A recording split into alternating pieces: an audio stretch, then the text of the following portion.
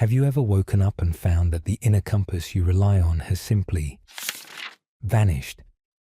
The sense of direction that quietly organizes your days is gone. Not with a crash, but with a silence so profound it feels like a new kind of sound. This isn't about being lost in the world, but about the world within you becoming suddenly, strangely spacious.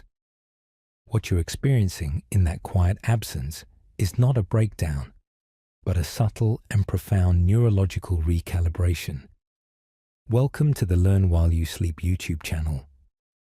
This is a place for calm, clear understanding. Here, you can settle in, let the day's tensions soften, and allow knowledge to find its place in your mind without effort. There's no need to try to relax. Just listen, and let your thoughts begin to align with the ideas as they unfold. Your brain is a master cartographer, constantly drawing and redrawing maps of your life based on patterns and predictions. These maps tell you who you are, what you should do next, and where you belong. But during a significant transition, after a loss, a completion, or any deep change, the old maps no longer match the territory. The disorientation you feel, that quiet absence of purpose, is simply your hippocampus and prefrontal cortex pausing their usual navigation. They've encountered uncharted space and are now in a state of receptive alert, gathering new data. This is why ordinary things, the light on the wall, the texture of the air, can suddenly feel so vivid. Your mind has temporarily set aside its filters and interpretations. You are not failing to find your way. You are, for a necessary moment, practicing the pure act of perception. The philosopher Maurice Merleau-Ponty called this the primacy of perception. It is the state where direct sensory experience exists before our stories about it. Think of walking through an entirely unfamiliar neighborhood without a map or GPS. Your pace slows. You notice the unique shape of a gate, the particular slant of a roof, the sound of a specific bird. You are not lost. You are profoundly located in the present, because you have no prediction to cloud your observation.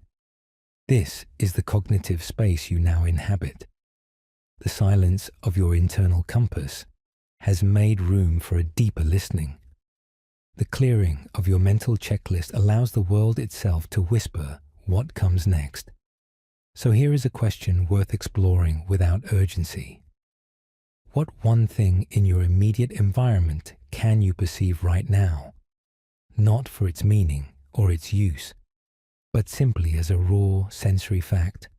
The coolness of the sheet, the subtle gradient of shadow in the corner of the room, the distant rhythm of a household sound. For just this moment, let your identity be not a destination on a map, but the act of noticing itself. The path will redraw itself in time from the accumulation of these honest, unmapped moments. Before you drift into deeper rest, I'd love to know, where are you listening from tonight? Let me know in the comments, your country, or just the quiet of your room. Sharing where we are helps build a community of curious minds. If this perspective offered you a useful clarity, please support the channel by liking this video, sharing it with someone who might need to hear it, or tapping the new hype button to give it a boost. And if you want to gently expand your understanding night by night, consider subscribing to Learn While You Sleep. Your support truly makes this journey possible. Thank you for listening, and sleep well. What remains after the explanation falls away? When stories collapse, sensation and presence become your primary evidence. There comes a point when the narratives you've told yourself about who you are, why things happened, what everything means, stop holding explanatory power. They become like faded ink on weathered paper, still vaguely visible, but no longer conveying coherent information. This dissolution might feel unsettling initially, as if the very ground of understanding has grown soft and unstable. Yet something interesting begins to happen in this space between stories. Your attention, no longer captured by maintaining and defending particular interpretations, becomes available to immediate experience. You start noticing the actual texture of your days rather than the meaning you assign to them. The raw material of existence becomes more accessible when it isn't filtered through elaborate conceptual frameworks. Consider the simple act of drinking a glass of water.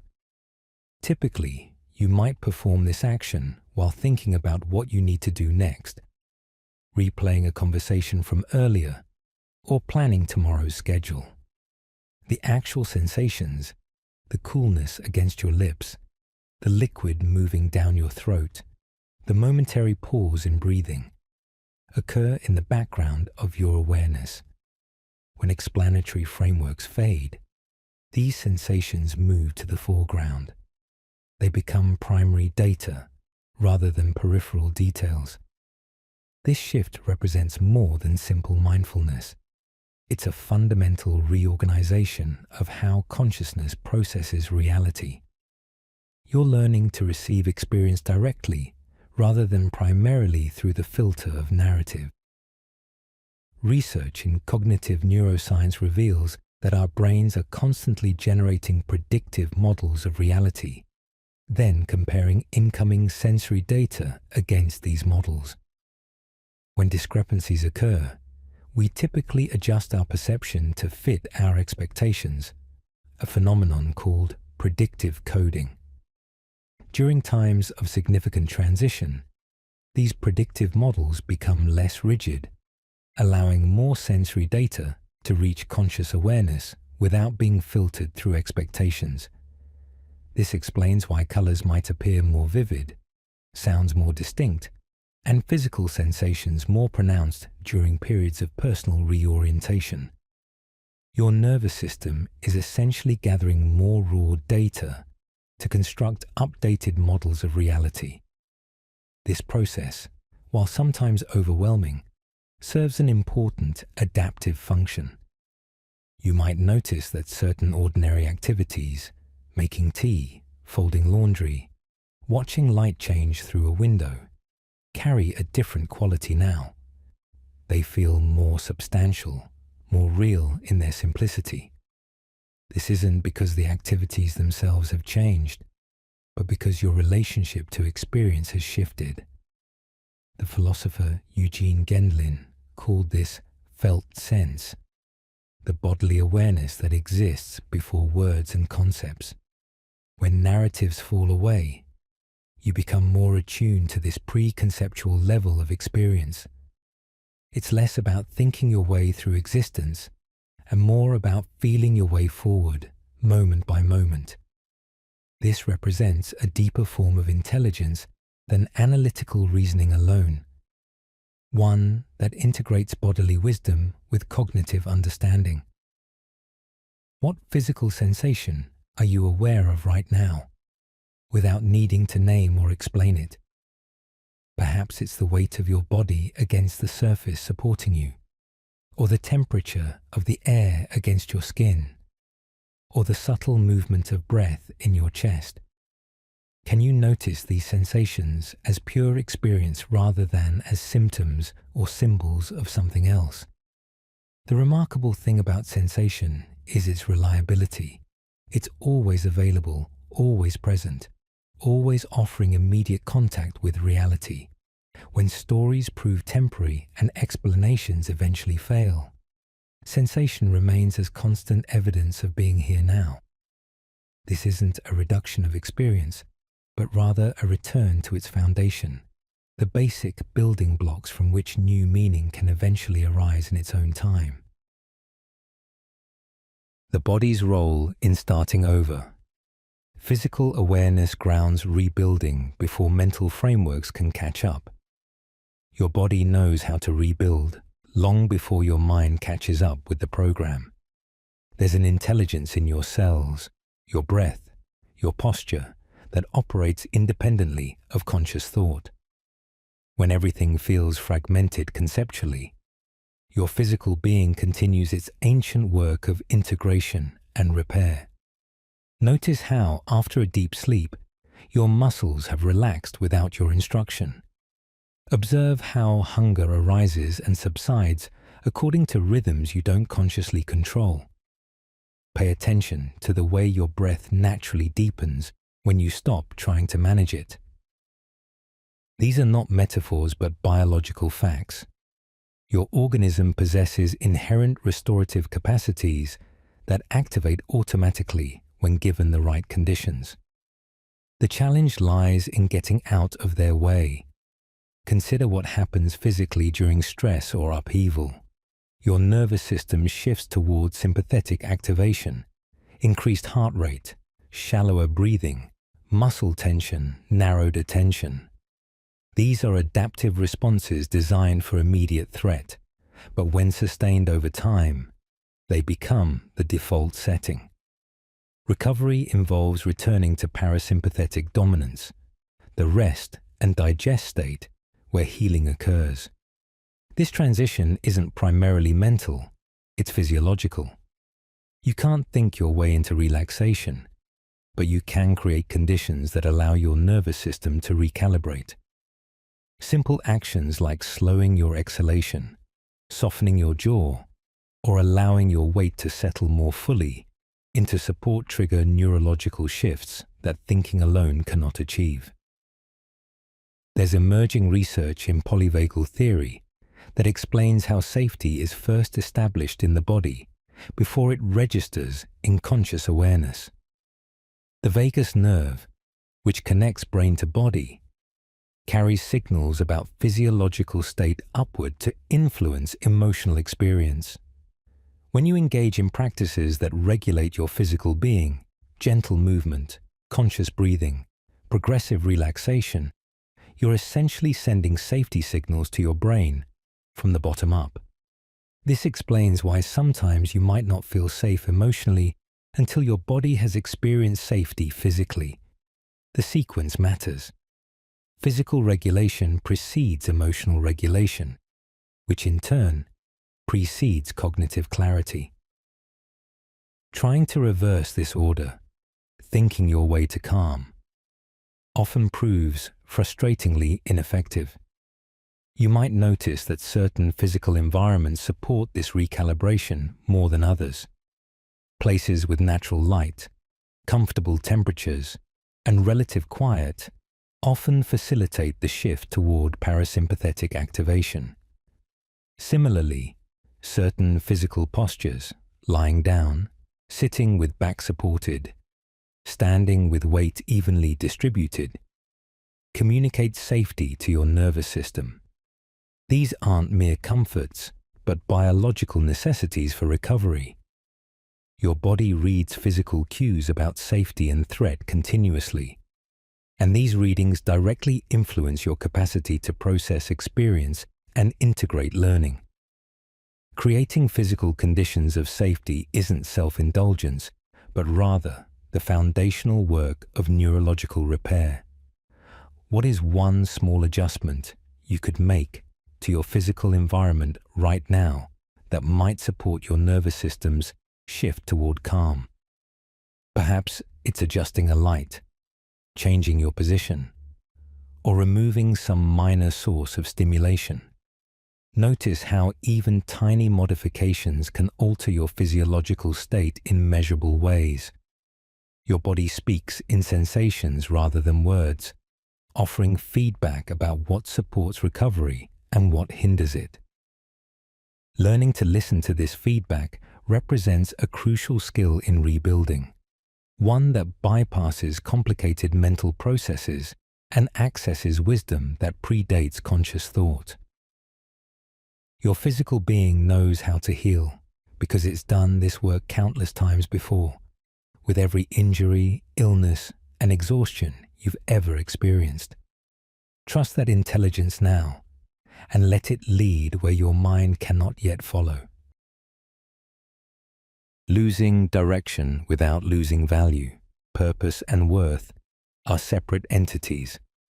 One can fade while the other deepens. When your sense of direction dissolves, it's easy to assume your fundamental value has diminished too. These two concepts, purpose and worth, often become entangled in our thinking, as if having clear goals validates our existence, while their absence calls it into question. Yet these are separate dimensions of experience, capable of moving independently. You can lose your bearings completely, while simultaneously deepening your connection to intrinsic worth. In fact, periods of directional uncertainty often create the conditions for this very separation to occur. When you can't measure yourself by progress toward goals, you're forced to encounter yourself as simply being, without performance metrics or external validation. Consider how we typically establish worth in contemporary life. We derive it from productivity, relationships, achievements, contributions, all forms of doing and having. While these aren't inherently problematic, they create a conditional framework where worth depends on variables that can change or disappear. The experience of breakdown often removes these familiar sources of validation, leaving what feels like emptiness. Yet this emptiness isn't truly empty. It's simply unmeasured by familiar standards. Within this space, you have the opportunity to encounter worth as inherent rather than earned, as presence rather than performance. This represents a profound shift from external to internal reference points. There's a psychological distinction between contingent and intrinsic self-worth that becomes particularly relevant here. Contingent self-worth fluctuates based on success, approval, appearance, or other external indicators. Intrinsic self-worth remains stable regardless of circumstances. Most people operate with some combination of both, but breakdowns often strip away contingent sources, forcing a confrontation with the intrinsic dimension. This process, while initially disorienting, can ultimately strengthen your foundation. Research in self-determination theory suggests that intrinsic self-worth correlates with greater resilience, autonomy, and well-being than contingent self-worth. The temporary loss of direction may actually serve the long-term development of more stable self-regard. You might notice a curious phenomenon during this time. Small, ordinary moments occasionally carry unexpected resonance. Drinking tea while watching rainfall, noticing the particular green of new leaves, feeling the comfort of a well-worn sweater. These experiences might suddenly feel significant without being connected to any larger purpose. This isn't sentimentality, but rather evidence of worth becoming disentangled from achievement. When you're not measuring experience against goals, you become available to appreciate it for its own qualities. The Japanese concept of mono no aware, the poignant awareness of impermanence, captures this sensibility beautifully. It's the recognition that things have value simply in their being, not in their utility or duration. What ordinary object or moment in your immediate awareness feels quietly substantial right now, without needing to justify its importance? Can you allow it to simply be valuable because it exists, because you're experiencing it, because it's part of this particular now? This practice of non-instrumental appreciation gradually retrains your valuation system. You're learning to recognize worth in being rather than only in doing, in presence rather than only in progress. This doesn't mean goals become irrelevant, but rather that they occupy their proper place as choices rather than necessities for validation. You can pursue direction from a foundation of worth rather than seeking worth through direction. The sequence reversal changes everything. Why some endings arrive quietly. Not all collapses are dramatic. Some manifest as gradual disconnection. We often imagine breakdowns as explosive events, sudden ruptures that shatter existing structures with unmistakable force. Yet many significant endings arrive not with dramatic finality, but through gradual erosion, like a shoreline slowly reshaped by imperceptible tides. You might notice first that certain activities no longer hold their previous charge, that conversations feel increasingly effortful, that motivation dissipates without obvious cause. There's no single moment to point to, no clear boundary between before and after. Instead, there's a slow uncoupling, a gentle drifting apart from what once felt essential. This quiet ending can be particularly confusing because it lacks the narrative clarity of dramatic rupture. Consider how natural systems often undergo phase transitions that appear sudden, but actually result from gradual accumulation. Water doesn't abruptly decide to boil. It heats degree by degree until molecular motion reaches a critical threshold. Similarly, psychological shifts often represent tipping points in processes that have been unfolding quietly for some time. The feeling of sudden collapse might actually be the moment you become consciously aware of changes that have been progressing beneath your notice. This explains why breakdowns sometimes seem to come out of nowhere, despite likely having subtle precursors. Your conscious mind registers the threshold crossing while missing the incremental approach. There's neurological basis for this phenomenon. Your brain excels at pattern recognition and prediction, creating models of reality that become increasingly automated with repetition.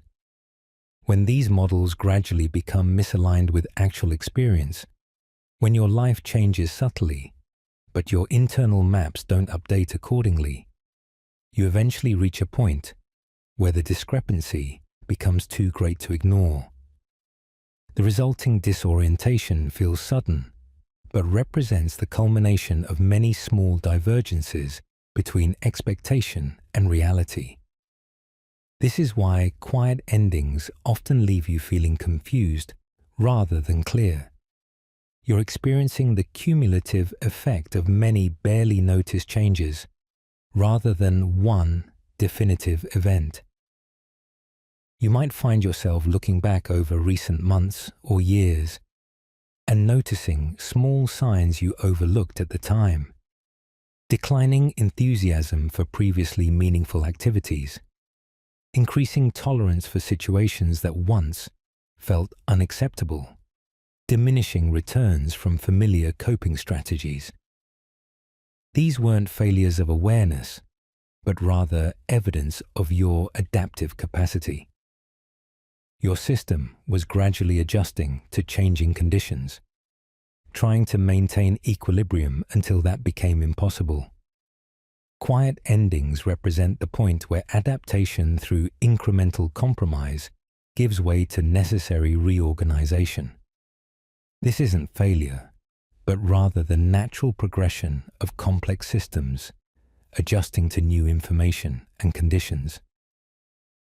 What small change have you adapted to recently without consciously deciding to do so? Perhaps it's a shift in daily rhythm, a modification of expectations, or an adjustment in what you consider normal.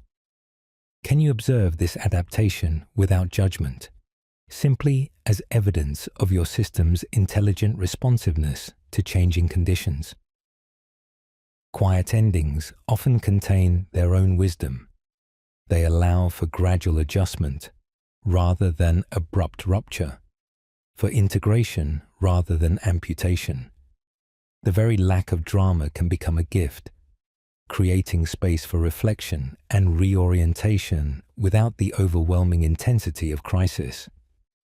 Sometimes the most profound transformations occur so gently you barely notice them until they're already complete. The skill of sitting with unanswered questions, learning to hold uncertainty without rushing toward resolution. There's a particular discomfort that arises when important questions lack clear answers, Your mind naturally seeks resolution, closure, definitive understanding. It wants to file experiences under meaningful categories and move on. Yet some questions resist this processing, remaining stubbornly open despite your best efforts to answer them. Learning to tolerate this openness represents a crucial skill in rebuilding meaning. It's not about finding better answers, but about developing a different relationship with questioning itself. You begin to recognize that some inquiries are meant to be lived with rather than solved, contemplated rather than concluded. The space between question and answer becomes habitable rather than merely transitional. Consider the difference between problems and mysteries. Problems have solutions. Once you find the right approach, they resolve completely. Mysteries, however, deepen with contemplation. The more you engage with them, the more complex and rich they become.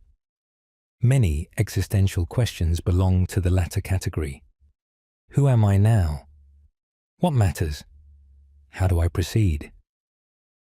These aren't problems to be solved, but mysteries to be inhabited. Attempting to force definitive answers often leads to premature closure, cutting off exploration just as it becomes most fruitful. The skill lies in recognizing which category your questions belong to and adjusting your approach accordingly. Research on uncertainty tolerance reveals significant individual differences in how people handle ambiguous situations. Some experience high anxiety and rush to eliminate uncertainty, often accepting suboptimal solutions just to achieve closure. Others can maintain engagement with open questions for extended periods, allowing more information to emerge before committing to direction. Interestingly, uncertainty tolerance isn't a fixed trait, but a developable skill. Through practice, you can expand your capacity to remain present with unanswered questions without becoming overwhelmed. This expansion happens not through willpower, but through repeated experience that teaches your nervous system that uncertainty doesn't necessarily equal threat. You might notice that your relationship to certain questions changes throughout the day. In moments of fatigue or stress, unanswered questions might feel oppressive, demanding immediate resolution. During calmer periods, those same questions might feel spacious, inviting contemplation rather than demanding answers. This variability suggests that your capacity to sit with uncertainty depends partly on your physiological state. By attending to basic needs, rest, nourishment, sensory regulation, you indirectly support your ability to tolerate unanswered questions. The foundation for existential patience is often biological rather than philosophical. A well-regulated nervous system can contemplate mysteries. A dysregulated one demands solutions. What question are you carrying right now that doesn't require an immediate answer? Can you notice how it feels to simply hold this question without attempting to resolve it? You might observe physical sensations, perhaps a slight tension, an opening, a curiosity. The question itself becomes a companion rather than a taskmaster, an opening rather than a deficiency. Over time, you might notice that some questions change shape as you live with them, revealing dimensions you couldn't perceive when you were rushing toward answers. Others might gradually lose their urgency, becoming less relevant as you change. The practice of sitting with questions teaches you as much about yourself as about the questions themselves, about your thresholds, your patterns, your relationship with not knowing. When productivity stops being the measure, decoupling self-worth from output creates space for different growth. For much of contemporary life, productivity serves as a primary metric of value. We measure days by tasks completed, weeks by progress made, years by achievements accumulated. This framework becomes so ingrained that its absence feels like existential failure. When productivity ceases to be possible or meaningful, whether due to exhaustion, circumstances, or shifting priorities, the resulting void can feel terrifying. Yet this void contains potential for profound reorientation. As productivity's constant measurement falls away, other dimensions of experience become visible. You start noticing qualities that were previously obscured by achievement orientation: presence, connection, subtlety, being rather than doing. Consider how industrial timekeeping transformed human consciousness. Before factory whistles and punch clocks, most people organized their days according to natural rhythms: sunlight, seasons, biological needs. The Industrial Revolution introduced standardized time and measurable output as central organizing principles. While this brought certain efficiencies, it also externalized value, making worth contingent on measurable production.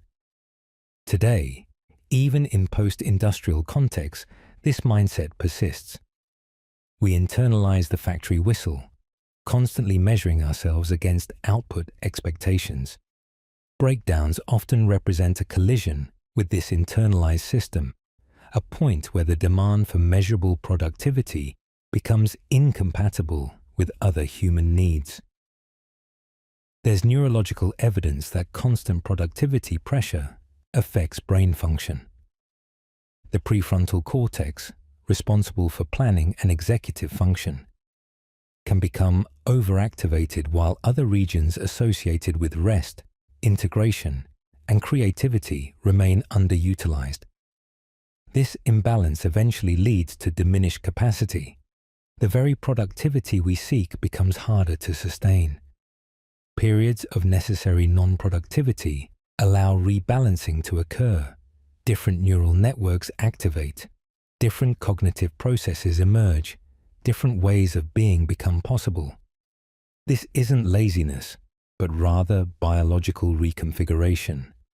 Your brain knows how to restore equilibrium when given the opportunity, but it requires releasing the constant pressure to produce. You might notice during this time that simple activities, watching clouds, listening to music, feeling sunshine on skin, carry unexpected richness. This isn't distraction from productivity, but rather engagement with different forms of value. The Japanese concept of MR refers to the space between things, the pause, the interval. In traditional Japanese aesthetics, this space isn't empty, but full of potential. Similarly, non-productive time isn't wasted time, but rather fertile space where new possibilities can emerge. When you stop filling every moment with measurable output, you create room for unplanned insights, unexpected connections, and organic development. What activity have you been avoiding because it doesn't feel productive enough? Can you engage with it for a brief period simply to experience what happens when productivity isn't the goal? Notice what qualities of experience emerge when you're not measuring output. Perhaps curiosity, sensory awareness, or simple presence. This practice gradually rewires the association between worth and productivity. You're not rejecting accomplishment, but rather expanding your understanding of what constitutes meaningful engagement with life. Over time, you might find that productivity returns naturally when it serves genuine purpose rather than serving as proof of worth. The sequence reversal, worth first, productivity second, changes both the experience and the outcome. The difference between collapse and release. Sometimes what feels like falling apart is actually letting go of what was never truly structural. When something gives way, a plan, a relationship, an identity, a belief system, the immediate experience often feels like collapse. Structure dissolves, certainty evaporates, familiar coordinates disappear. Yet there's an important distinction between true structural failure and necessary release. Sometimes what appears to be collapse is actually the letting go of elements that were never truly integral to your being, but merely attached through habit, expectation, or external pressure. The falling away feels dramatic because these elements were tightly held, not because they were essential. Learning to distinguish between collapse and release changes how you interpret these experiences and how you navigate what follows. Consider the biological process of apoptosis, or programmed cell death. Throughout your body, cells regularly self-destruct, not because they're damaged, but because they're no longer needed. This controlled dissolution creates space for new growth and maintains healthy function. Psychological release operates similarly. It's not failure, but rather intelligent pruning. Beliefs that no longer fit your experience, roles that have become constricting, goals that have lost their relevance. These sometimes need to fall away to make room for what's emerging. The discomfort comes from misinterpreting necessary release as catastrophic collapse. Your system knows what needs to go, even when your conscious mind resists. There's a principle in systems theory called requisite variety that applies here. Complex systems maintain stability, not through rigidity, but through flexibility, the capacity to release outdated patterns and incorporate new information. When you cling to structures that no longer match your reality, you create internal tension that eventually becomes unsustainable. The release of these structures restores flexibility, allowing your system to adapt to current conditions. What feels like falling apart might actually be your system regaining its adaptive capacity. The key distinction lies in whether what's dissolving was truly serving your wholeness or merely maintaining familiar form.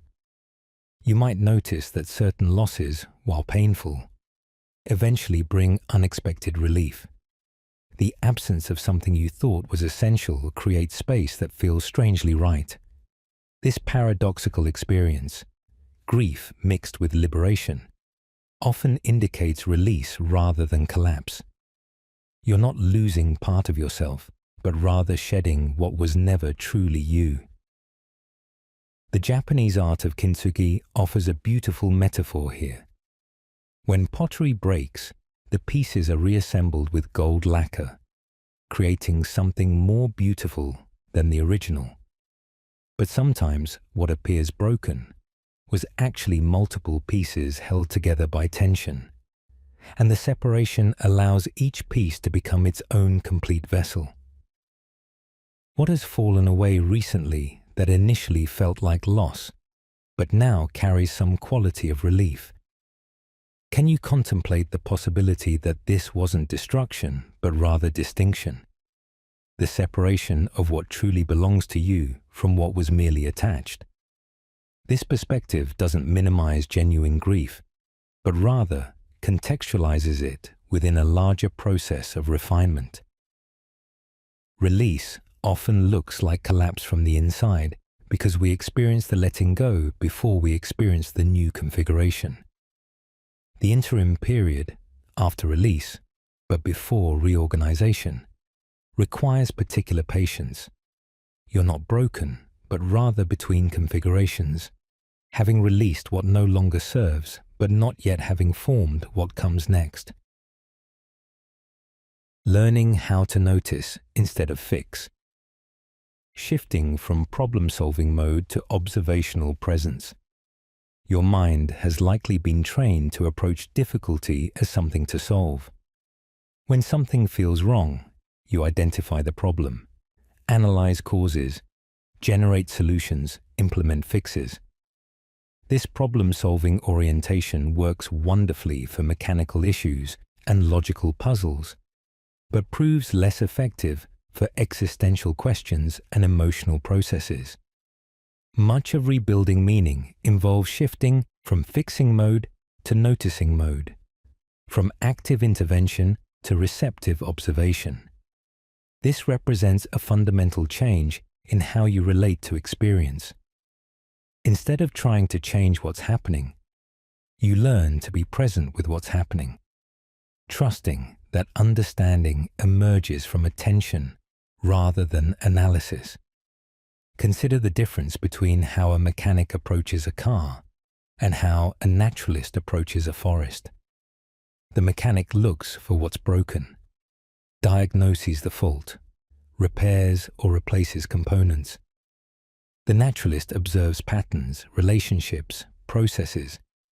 Understanding emerges from sustained attention rather than intervention. During times of transition, you benefit more from the naturalist's approach than the mechanic's.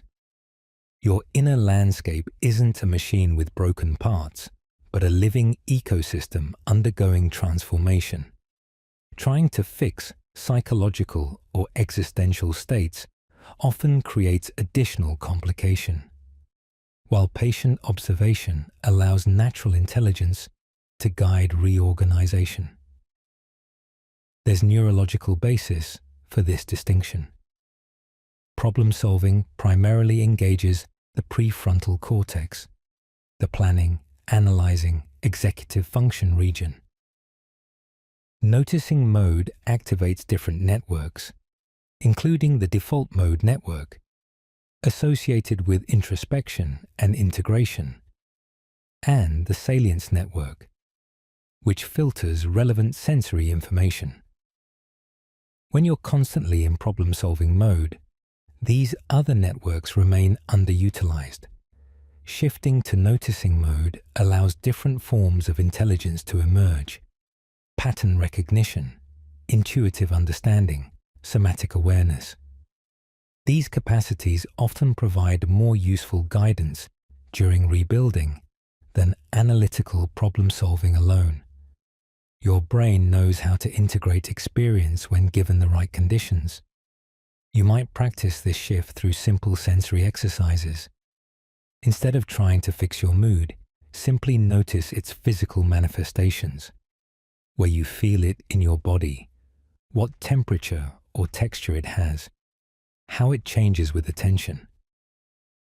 Instead of solving the question of purpose, notice what activities bring moments of engagement or peace, however fleeting. Instead of fixing your relationship with the past, notice how memories arise and dissolve, what emotional tones they carry, how your body responds. This observational stance creates distance from identification with experience. You're not your mood, your questions, or your memories, but rather the awareness that contains them. What are you currently trying to fix that might benefit from simple noticing instead? Can you pause the problem-solving impulse for just a few minutes and simply observe what's present? Notice without evaluation, without trying to change anything, without assigning meaning.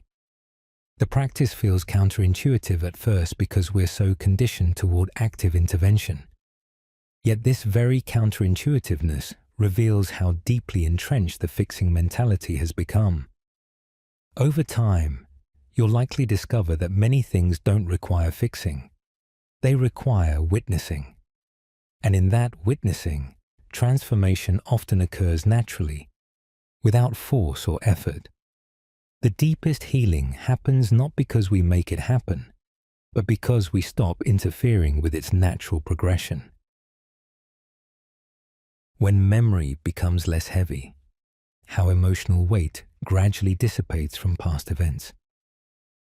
Memories of difficult experiences often carry emotional weight that feels permanently attached. The disappointment, the loss, the anger, the grief seem fused to the recollection itself. Yet over time, a subtle separation often occurs. The memory remains accessible, but its emotional charge diminishes. This isn't forgetting or denial, but rather a natural process of digestion and integration. Your nervous system gradually metabolizes experiences, extracting nutrients of wisdom while releasing excess emotional intensity. This process happens largely unconsciously through dreams, spontaneous recollection, and the brain's nocturnal consolidation work. You might notice it indirectly. A memory that once triggered visceral reaction now feels more like information than experience. Consider how physical digestion works. You consume food, your body breaks it down, extracts nutrients, and eliminates what it cannot use. Emotional and psychological digestion follows similar principles. Experiences enter your system, your mind processes them, extracting meaning and learning, while gradually releasing the raw emotional intensity. Sleep plays a crucial role here. During REM sleep, your brain reorganizes memories, often stripping away excessive emotional arousal while preserving informational content. This explains why difficult experiences often feel less intense after a night's sleep, and why sleep disruption impairs emotional regulation. Your brain is literally digesting experience while you rest. There's a neurological mechanism called memory reconsolidation that explains this process. When memories are recalled, they become temporarily malleable before being stored again. During this window, they can be updated with new information or context.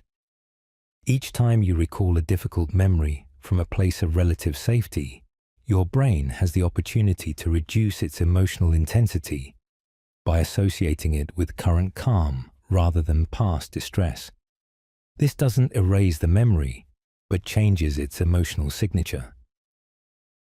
Over many such recollections, conscious or unconscious, the memory becomes integrated rather than traumatic, information rather than activation. This is how healing occurs at the neural level. You might notice this process in small ways, thinking about a past difficulty without the familiar tightening in your chest, recounting an event without the previous urgency, dreaming about something that once troubled you but waking without distress. These subtle shifts indicate integration in progress. They often happen gradually, in increments too small to notice day by day, but evident over weeks or months. Trying to force this process usually backfires. It's like trying to digest food faster by thinking about it. The work happens autonomously when conditions support it: adequate rest, relative safety, minimal additional stress, and time. What memory from your recent past has already begun to lose some of its emotional weight? Can you notice the difference between the memory itself and the feeling it once evoked? This separation represents your system's natural healing intelligence at work. The memory becomes part of your history rather than your present reality, information about where you've been rather than a force determining where you're going. This doesn't mean painful experiences become pleasant, but rather that they occupy their proper place in your personal timeline, past rather than present. The weight dissipates not because the experience was unimportant, but because your system has completed its necessary work of integration. The return of curiosity in small forms. Interest rekindles through mundane observation before grand questions return. After periods of difficulty, curiosity often returns not as grand philosophical inquiry, but as simple noticing: the pattern of cracks in pavement, the way light filters through leaves, the particular sound of a familiar voice. This small-scale curiosity represents an important phase in rebuilding. Before you can contemplate life's larger meanings again, your system needs to re-establish basic engagement with the immediate world. These tiny sparks of interest are like pilot lights reigniting.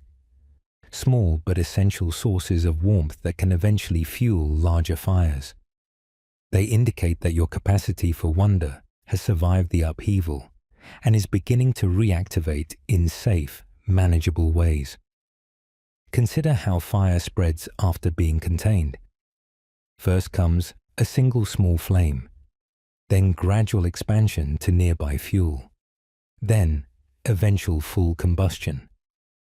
Curiosity follows similar progression.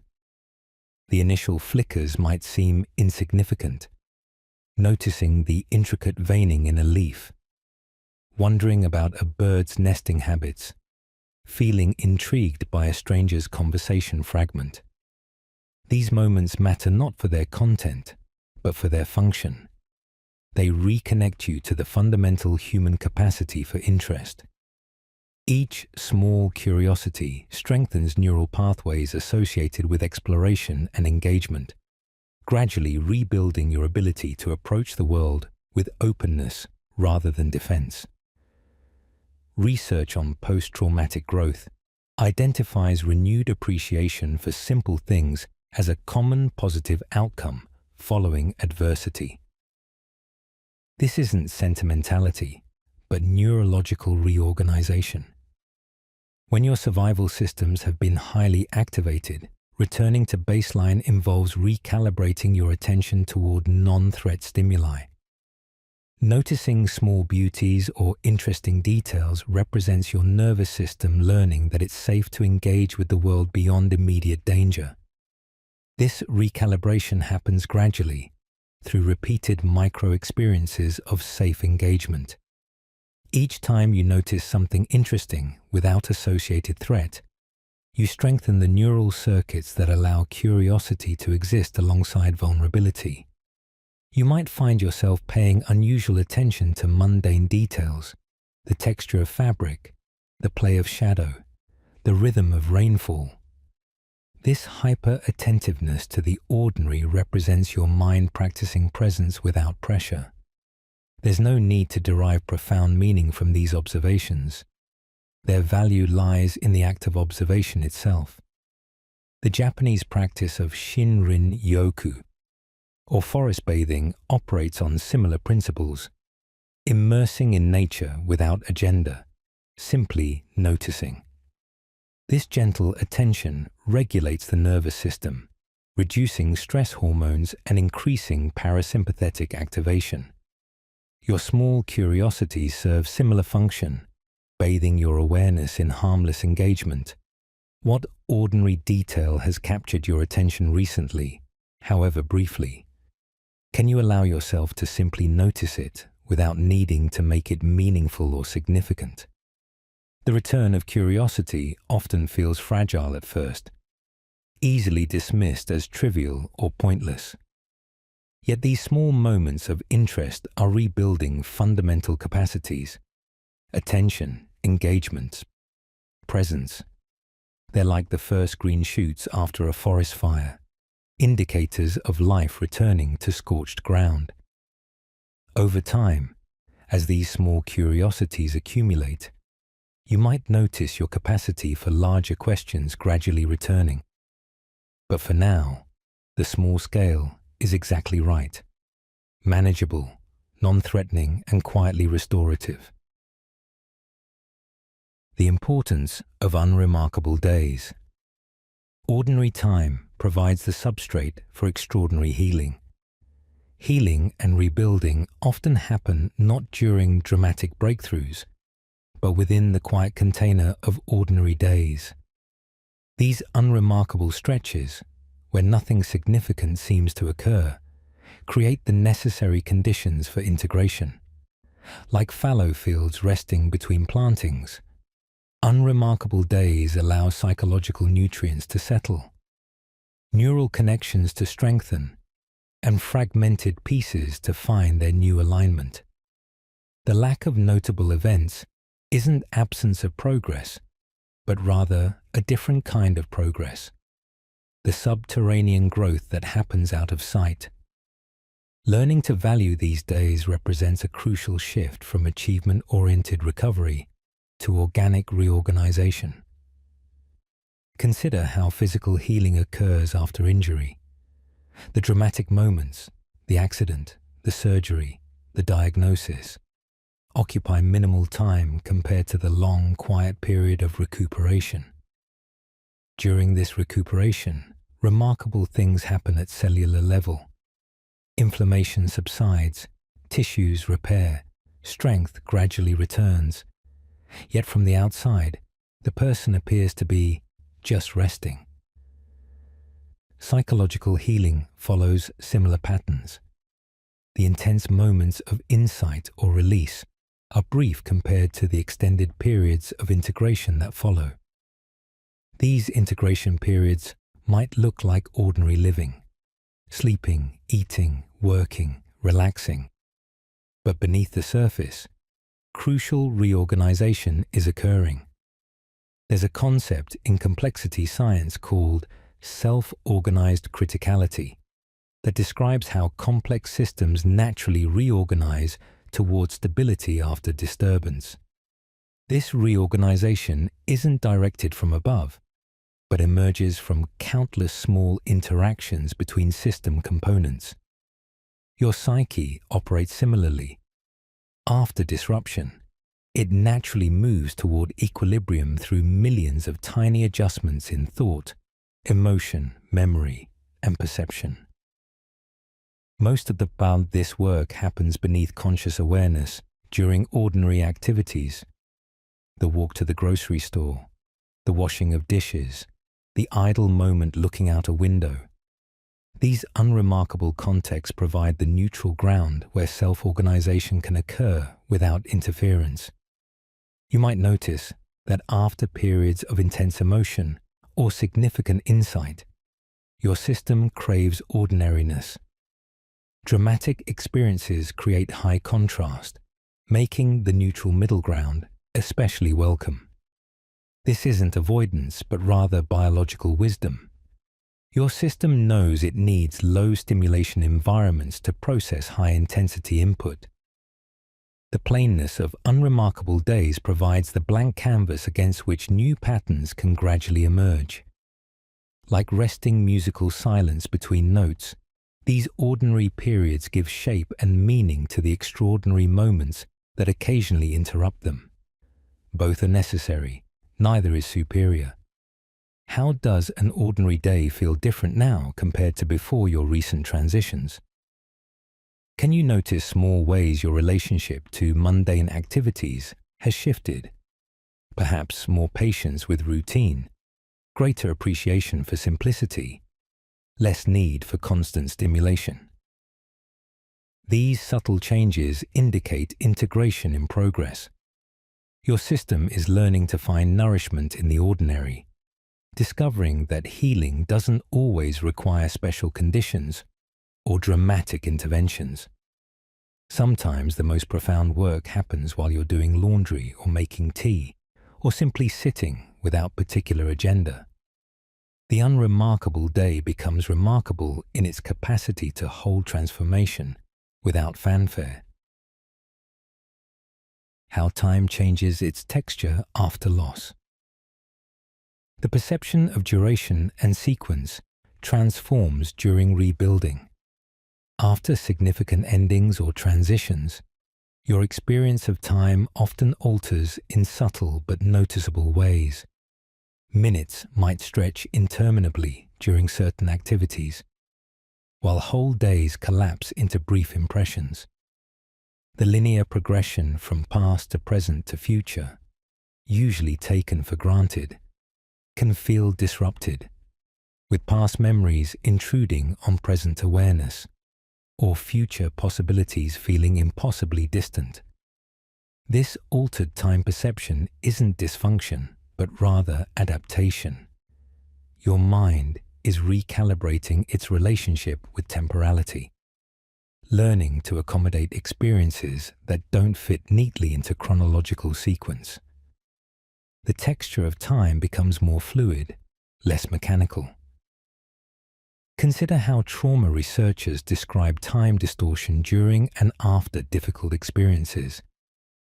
The brain's threat detection systems, when activated, can alter time perception.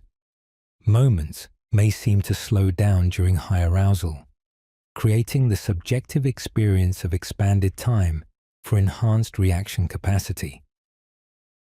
After the threat passes, time might feel disjointed as the brain processes what happened. Similar mechanisms operate during significant life transitions, even without trauma. When familiar structures dissolve, your brain loses its usual reference points for temporal orientation. The resulting fluidity, while disorienting, creates space for psychological reorganization that linear time doesn't easily accommodate. There's neurological basis for this phenomenon in the brain's default mode network, which activates during rest and integrates memories, future planning, and self-referential thinking. During periods of transition, this network often operates differently, creating unusual connections across time. You might find yourself remembering long-forgotten experiences with new relevance or imagining future scenarios with altered emotional tones. This cross-temporal integration serves an adaptive function. It allows your system to reorganize personal narrative across your entire timeline, not just the recent past. The disjointed time perception represents this reorganization in process. You might notice that certain times of day feel different now. Early mornings might carry particular clarity or melancholy, while evenings might feel more spacious or uncertain.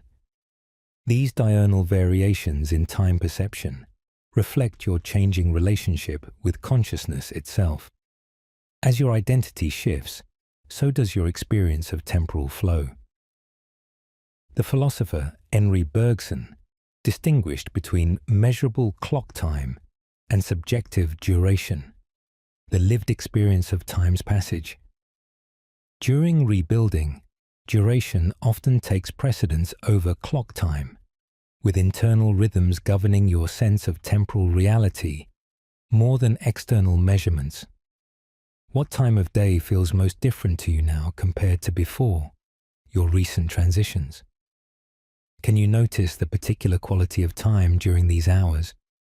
Not just what you do, but how time itself feels.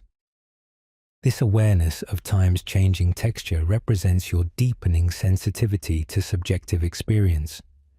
You're learning to inhabit time rather than merely pass through it, to feel its qualities rather than just measure its quantity. This shift, while sometimes unsettling, opens possibilities for different kinds of presence. When time becomes more than a container for productivity, it can become a medium for being, for integration, for the slow work of meaning-making that defies schedules and deadlines. When you no longer need to be understood, external validation becomes optional as internal coherence develops. There comes a point in rebuilding when the urgent need for others to understand your experience diminishes. This isn't indifference or isolation, but rather a shift in where you locate validation. Early in transitions, external understanding often feels essential. If others recognize your struggle, perhaps it becomes more real, more legitimate. Over time, as your internal experience develops its own coherence, external validation becomes less necessary. You begin to trust your own perception, your own emotional truth, your own evolving narrative. The opinions and interpretations of others don't disappear, but they occupy less psychological space. You become the primary witness to your experience. Consider how children initially rely on adult feedback to interpret their internal states. A toddler looks to a parent's face to determine whether a fall warrants tears. A child checks a teacher's reaction to know if an answer is correct. As we mature, we internalize this function, developing our own capacity to evaluate experiences. During significant life transitions, This internal capacity can temporarily falter, making us seek external confirmation again. The gradual return of self-validation represents psychological maturation at a deeper level. You're not just reclaiming previous function, but developing new capacity to hold complex experience without external reinforcement. Research on self-determination theory identifies autonomy, the experience of behavior as self-endorsed and volitional, as a fundamental psychological need. When this need is satisfied, people experience greater well-being, resilience, and integration. The shift from needing external understanding to cultivating internal coherence directly supports autonomy development. You're learning to authorize your own experience rather than seeking authorization from others. This doesn't mean becoming rigid or closed to feedback, but rather developing a stable center from which to receive input without being destabilized by it. The difference lies in sequence. External input informs rather than defines your self-understanding. You might notice this shift in small ways, feeling less compelled to explain yourself in social situations, experiencing disagreement without immediate self-doubt, allowing others to hold misconceptions about you without urgent correction. These aren't signs of withdrawing from connection, but rather indicators of strengthening internal foundation. Your sense of self becomes less dependent on social mirroring, allowing for more authentic relating. Paradoxically, as you need less from others emotionally, you often become more available to them interpersonally. Because you're not seeking validation, you can offer genuine presence. What aspect of your recent experience have you stopped trying to make others understand? Can you notice how it feels to hold this experience without external validation? There's often a quiet solidity that emerges when we cease explaining ourselves. Not defensive rigidity, but peaceful self-containment. The energy previously devoted to seeking understanding becomes available for other purposes. Deeper reflection, creative expression, simple presence. This transition marks an important milestone in rebuilding meaning. The meaning you're constructing becomes primarily for yourself, rather than for external consumption. It becomes lived truth rather than communicated narrative, experienced reality rather than shared story. The gentle mathematics of energy and rest. Recovery follows physiological patterns more than psychological willpower. Healing operates according to biological rhythms that often defy psychological intention. You can't will yourself to recover faster any more than you can will a broken bone to mend overnight. The mathematics here involve not addition, but restoration. Energy expended must be balanced by energy restored, with the restoration side requiring more time and care than our achievement-oriented minds typically appreciate. Learning to recognize and respect these physiological equations represents crucial wisdom in rebuilding. Your body knows the calculus of recovery even when your mind protests the slow pace. Listening to its signals becomes more effective than pushing through its limitations. Consider the basic equation of sleep. For every hour of wakefulness, your brain needs approximately 15 to 20 minutes of sleep for maintenance and repair. This ratio isn't negotiable, it's biological fact. During periods of stress or transition, the need often increases as your system processes additional emotional and cognitive load. Ignoring this increased need leads to diminished capacity. The very willpower you're trying to exercise becomes compromised by sleep debt. Similar equations govern nutrition, movement, social connection, and sensory regulation. Recovery involves discovering your personal ratios and creating conditions that honor them, not trying to override them with determination. There's a concept in physics called hysteresis that applies to psychological recovery. It describes how systems don't return to their original state immediately after stress is removed. They follow a different pathway back, often requiring more time and energy than the initial disruption consumed. Your nervous system exhibits similar hysteresis. After prolonged activation, returning to baseline involves a slower, more circuitous route than simply snapping back. This explains why recovery often feels frustratingly non-linear. You might have good days followed by difficult ones, not because you're failing, but because hysteresis dictates a winding path rather than a straight line back to equilibrium. You might notice your energy follows different patterns now, perhaps peaking at unexpected times, depleting more rapidly, or requiring different kinds of replenishment. These altered patterns represent your system communicating its current equations. The old mathematics of energy management no longer apply because your system has changed. Learning the new mathematics involves trial and error, observation and adjustment. It's less about discipline and more about discovery. What actually restores you now? Not what used to work or what you think should work. This humble investigative approach yields more useful data than ambitious recovery plans. What is one small adjustment you could make to better align with your current energy mathematics?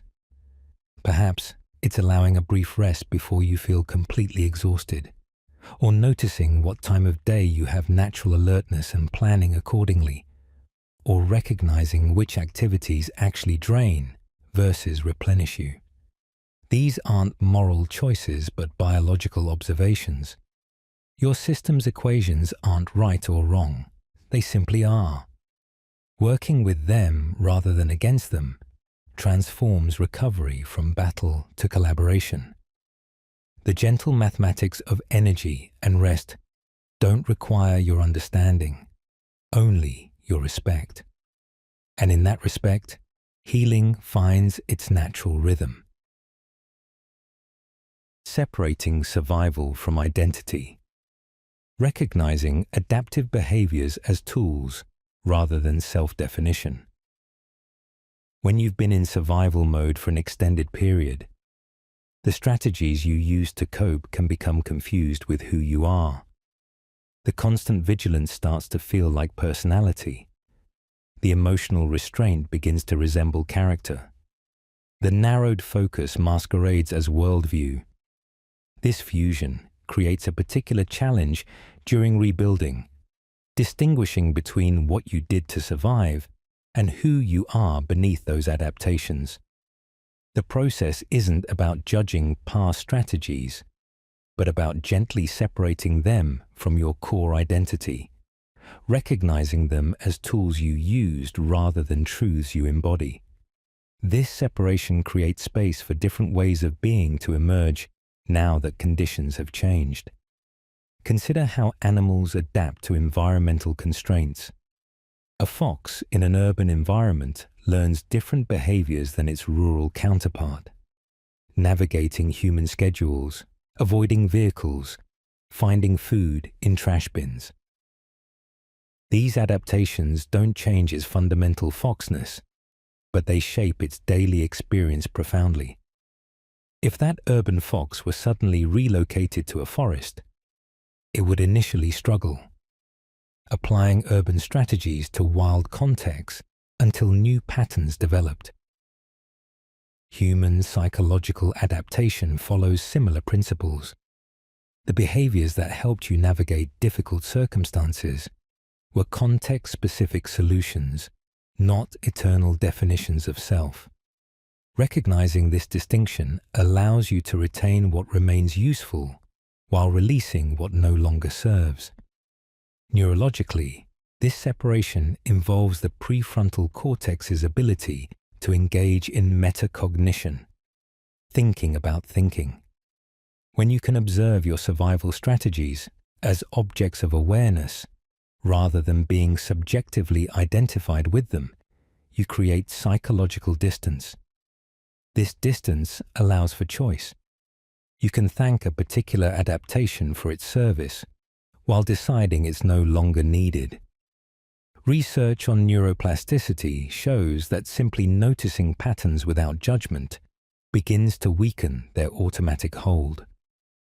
The neural pathways that once felt like inevitable highways become recognized as well-worn trails among many possible routes. This recognition is the first step toward cultivating new pathways. You might notice that certain behaviors or thought patterns now feel familiar yet foreign, like clothes that once fit perfectly, but now hang loosely. This sensation of misfit indicates the beginning of separation. The adaptation hasn't disappeared, but your identification with it has begun to soften. You might catch yourself engaging in old survival strategies while simultaneously recognizing they're no longer necessary. This dual awareness, participating in the pattern while observing it, creates the space for change. The pattern becomes something you do rather than something you are, which means you can gradually choose to do differently. What survival strategy have you carried forward that now feels more like a habit than a necessity?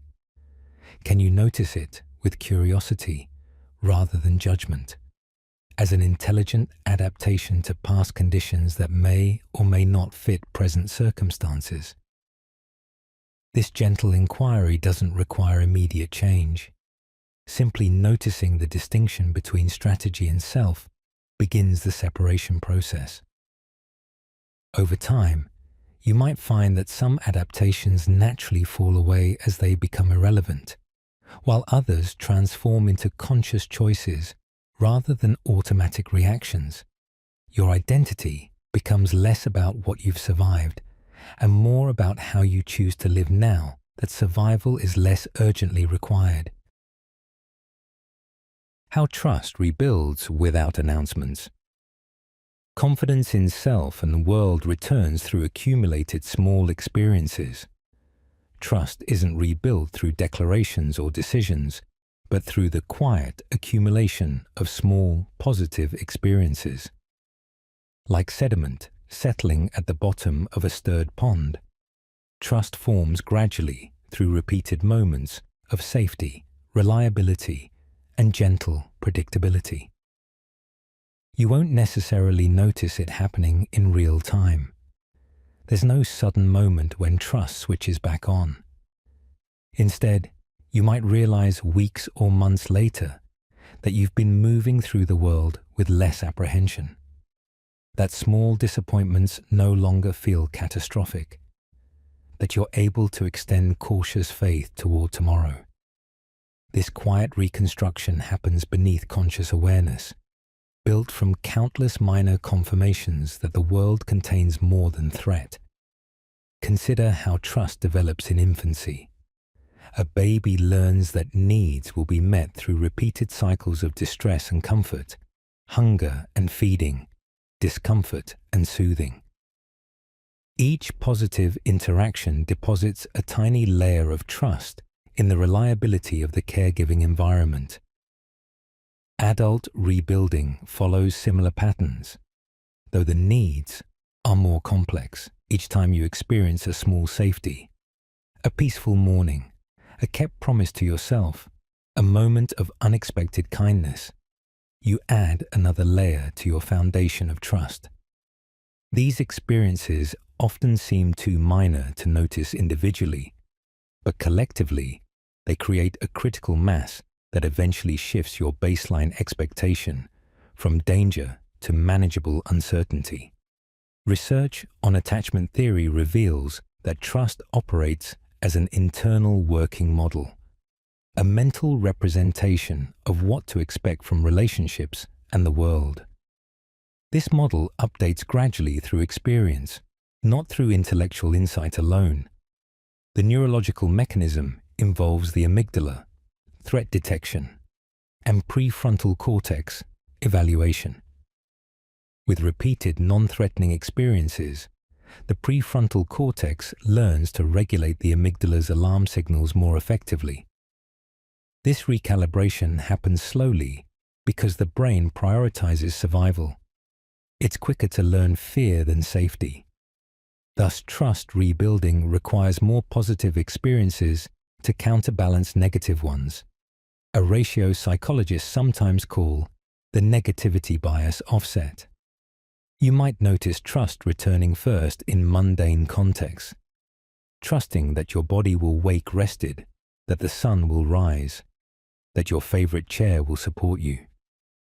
These basic reliabilities form the foundation for more complex trust in yourself, others, or life's unfolding. Each small confirmation strengthens neural pathways associated with prediction of safety. Over time, these pathways become more accessible than those associated with threat prediction, changing your default orientation from defensive to receptive. This shift rarely feels dramatic. It's more like a gradual lightening of psychological weight you didn't fully realize you were carrying. What small, reliable pattern have you noticed recently? Something that happens consistently enough to be counted on. Can you allow yourself to rest into that predictability just for a moment, noticing how it feels to anticipate something without anxiety? These micro moments of trust are the building blocks of larger confidence. They don't need to be celebrated or analyzed, simply experienced.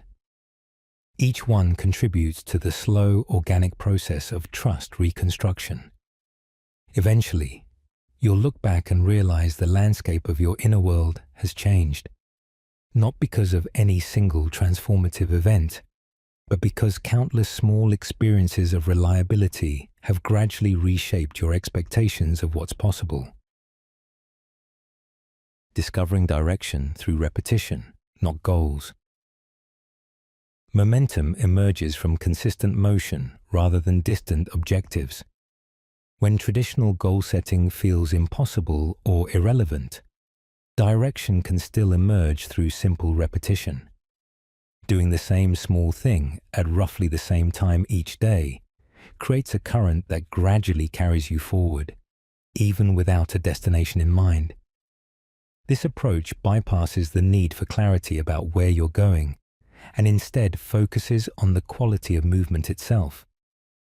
Like water shaping stone through persistent flow, repeated action creates pathways through psychological terrain. The direction revealed isn't toward a predetermined endpoint, but along a developing pattern of engagement with life. Momentum builds not from striving, but from showing up consistently for what feels possible today. Consider how rivers find their course. They don't begin with a map of their journey to the sea. They simply follow gravity's pull through the path of least resistance. Over time, the consistent flow carves canyons, shapes landscapes, creates direction through persistence. Human endeavors often work similarly during rebuilding phases. The small, repeated actions you can manage, making your bed, preparing a meal, taking a walk, create grooves of engagement that gradually deepen into pathways. These pathways eventually connect into larger patterns of movement that constitute direction. The key insight is that direction emerges from action rather than preceding it. Neurologically, this process involves the basal ganglia, brain structures responsible for habit formation. When you repeat an action consistently, neural pathways become more efficient through myelination, the insulation of frequently used circuits. This efficiency reduces the cognitive effort required for the action, making it more automatic. During rebuilding, leveraging this mechanism allows you to conserve mental energy for higher order processing while still maintaining forward motion. The actions themselves might seem insignificant, but their repetition creates neurological structure that supports more complex functioning. You're literally building brain pathways through consistency. You might notice that certain small routines have become anchors. Their regularity provides stability amid uncertainty. These routines aren't necessarily productive in traditional terms. They might involve watching light move across a wall, brewing tea with particular attention, or organizing a small space. Their value lies not in outcome, but in the rhythmic engagement they provide. Each repetition is like a stitch in fabric, individually insignificant, but collectively creating something that holds together. Over time, these rhythmic engagements create a sense of forward movement, even when you can't articulate where you're headed. What small action have you found yourself repeating recently, whether intentionally or automatically? Can you notice how this repetition creates a subtle sense of continuity, a through line connecting different moments? The direction you're discovering isn't spatial, but temporal. You're moving through time with a recognizable pattern. This temporal direction eventually becomes spatial as well, as consistent action inevitably produces change. But for now, the repetition itself is enough.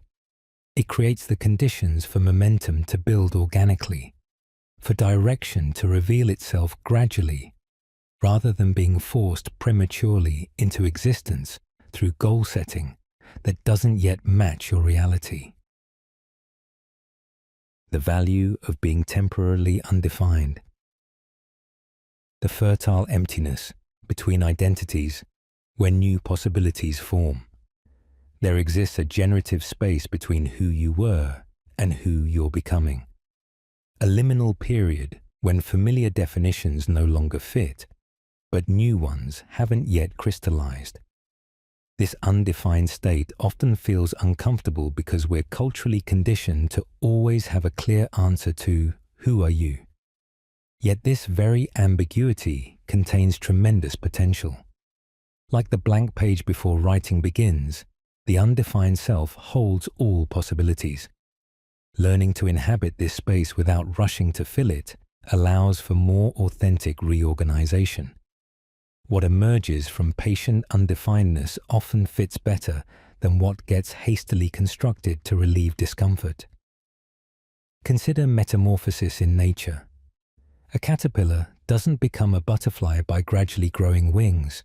It dissolves into nutrient-rich soup within the chrysalis before reorganizing into entirely new form. The intermediate state looks like formless goo, but contains the biological instructions for transformation. Human psychological transformation sometimes requires similar dissolution. The periods when you can't define yourself using previous categories represents necessary deconstruction before reconstruction. Resisting this undefined phase, trying to maintain clear identity throughout transition, can actually impede the depth of change possible. The emptiness isn't absence, but potential.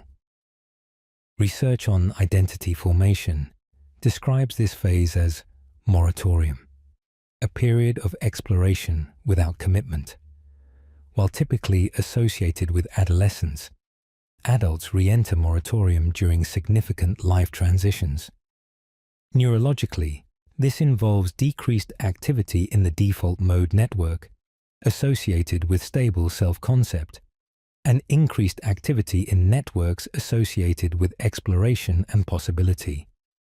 This shift allows for greater cognitive flexibility and openness to new self-definitions. The discomfort of being undefined stems partly from cultural messages that valorize certainty, but neurologically, it represents an adaptive state conducive to growth. You might notice moments when you genuinely don't know how to answer questions about yourself, your interests, your plans, even your personality traits. This uncertainty can feel unsettling, but it also creates space for discovery. When old answers no longer fit, you have the opportunity to encounter yourself freshly, without the filter of previous self-concepts. Small preferences, unexpected curiosities, and spontaneous reactions become valuable data about who you're becoming beneath conscious identity construction. The undefined self is more authentic precisely because it hasn't yet been packaged for internal or external consumption. Can you identify one aspect of yourself that currently feels undefined? Rather than rushing to resolve this ambiguity, can you simply notice how it feels to not know? The undefined spaces within you are like cleared ground where new growth can emerge. They're not deficiencies, but opportunities. Over time, definition will naturally crystallize around repeated experiences and consistent choices. But during this interim period, the lack of definition is itself a valuable condition, one that allows for reorganization at deeper levels than superficial identity adjustments. The temporary undefined self isn't lost. It's listening, gathering information, preparing for a more integrated expression of who you're becoming. When solitude stops feeling like absence, aloneness transforms from deficiency to condition of presence. Solitude undergoes a qualitative shift during rebuilding. What initially felt like loneliness, the painful awareness of missing connection, gradually becomes simple aloneness, then eventually transforms into solitude, the rich, fertile experience of being with oneself. This transformation doesn't necessarily mean spending more time alone, but rather changing your relationship to the aloneness you already experience. The shift occurs when you stop interpreting solitude as evidence of deficiency and begin experiencing it as a condition of presence.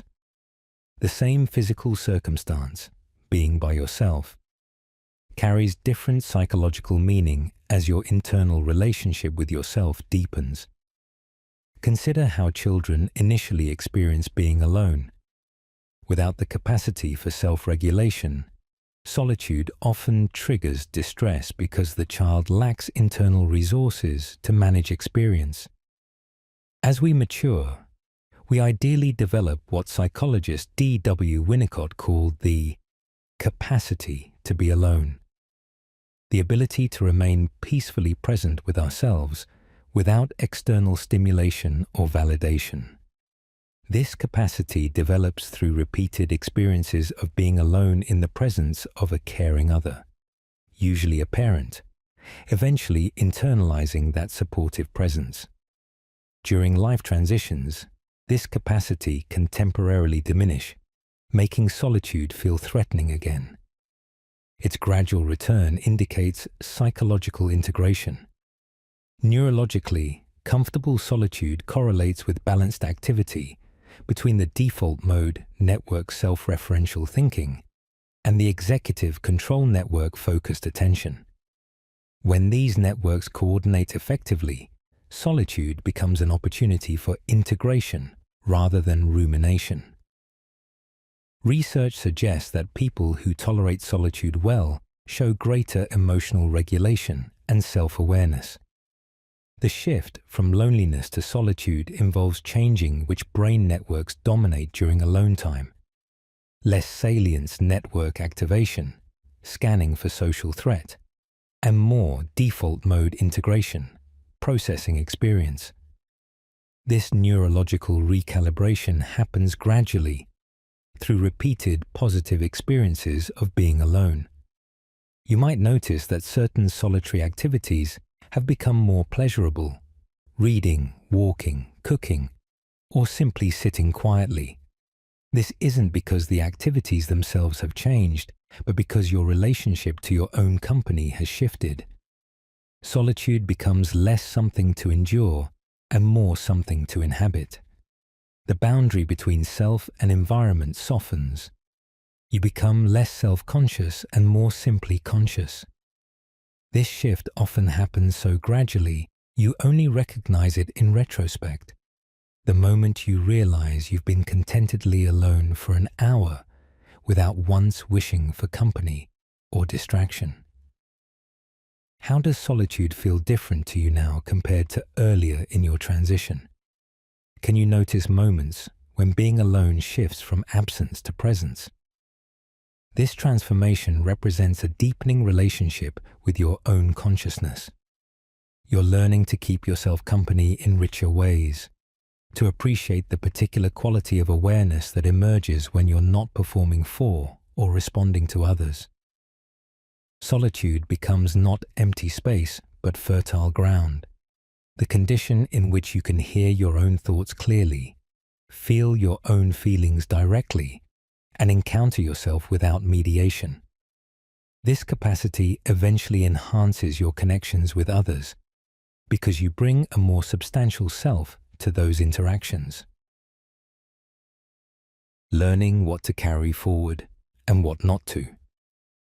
The discernment process that happens gradually through lived experience. Rebuilding involves ongoing discernment about what from your past remains relevant to your present and future.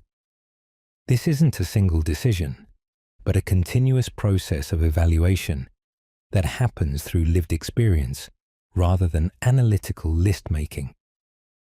Certain patterns, beliefs, and relationships prove their value by how they feel when you engage with them now. Others reveal their irrelevance through consistent friction or diminishing returns. The discernment happens in your body as much as your mind.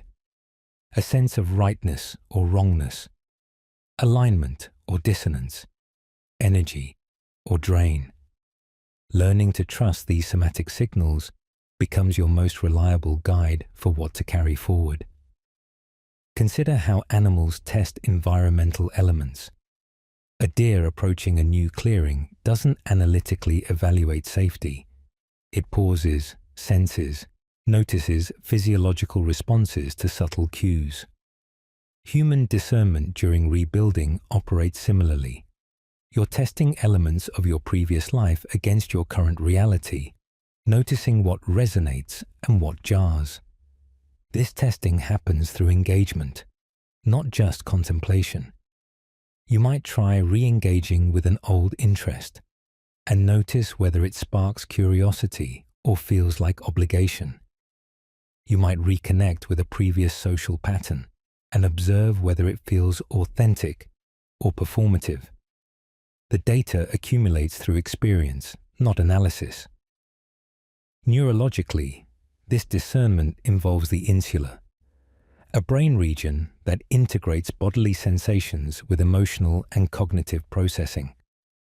Sometimes called the interoceptive cortex, the insula helps you sense what feels right or wrong at a visceral level. During periods of transition, this region often becomes more active as you rely less on habitual patterns and more on moment-to-moment sensing. Research on decision-making shows that people with better interoceptive awareness make choices more aligned with their long-term well-being. The gradual discernment process you're experiencing represents your brain developing greater integration between bodily wisdom and conscious choice. You might notice that certain elements of your previous life now feel surprisingly light when you pick them up, while others feel inexplicably heavy. These sensations aren't metaphors but literal physiological responses to different possibilities. The heavy elements often represent obligations or identities that no longer fit your current reality. The light ones indicate alignment with who you're becoming. This discernment rarely happens all at once. It's more like trying on different pieces of clothing from an old wardrobe, discovering which still fit and which constrict movement. Some items you might keep but alter. Others you simply donate because they belong to a different season of life. What have you recently tried carrying forward from your past that now feels surprisingly light or unexpectedly heavy? Can you notice the physical sensations associated with each without immediately interpreting them as good or bad? This discernment process requires patience because some elements only reveal their true weight after being carried for a while. What initially feels manageable might become burdensome over time, while what initially feels unfamiliar might gradually become comfortable. The wisdom lies in continuing to check in with your embodied experience, allowing it to guide your editing of what you carry into your future. You're not discarding your past, but curating it, selecting what serves your continuing journey. How meaning emerges without intention.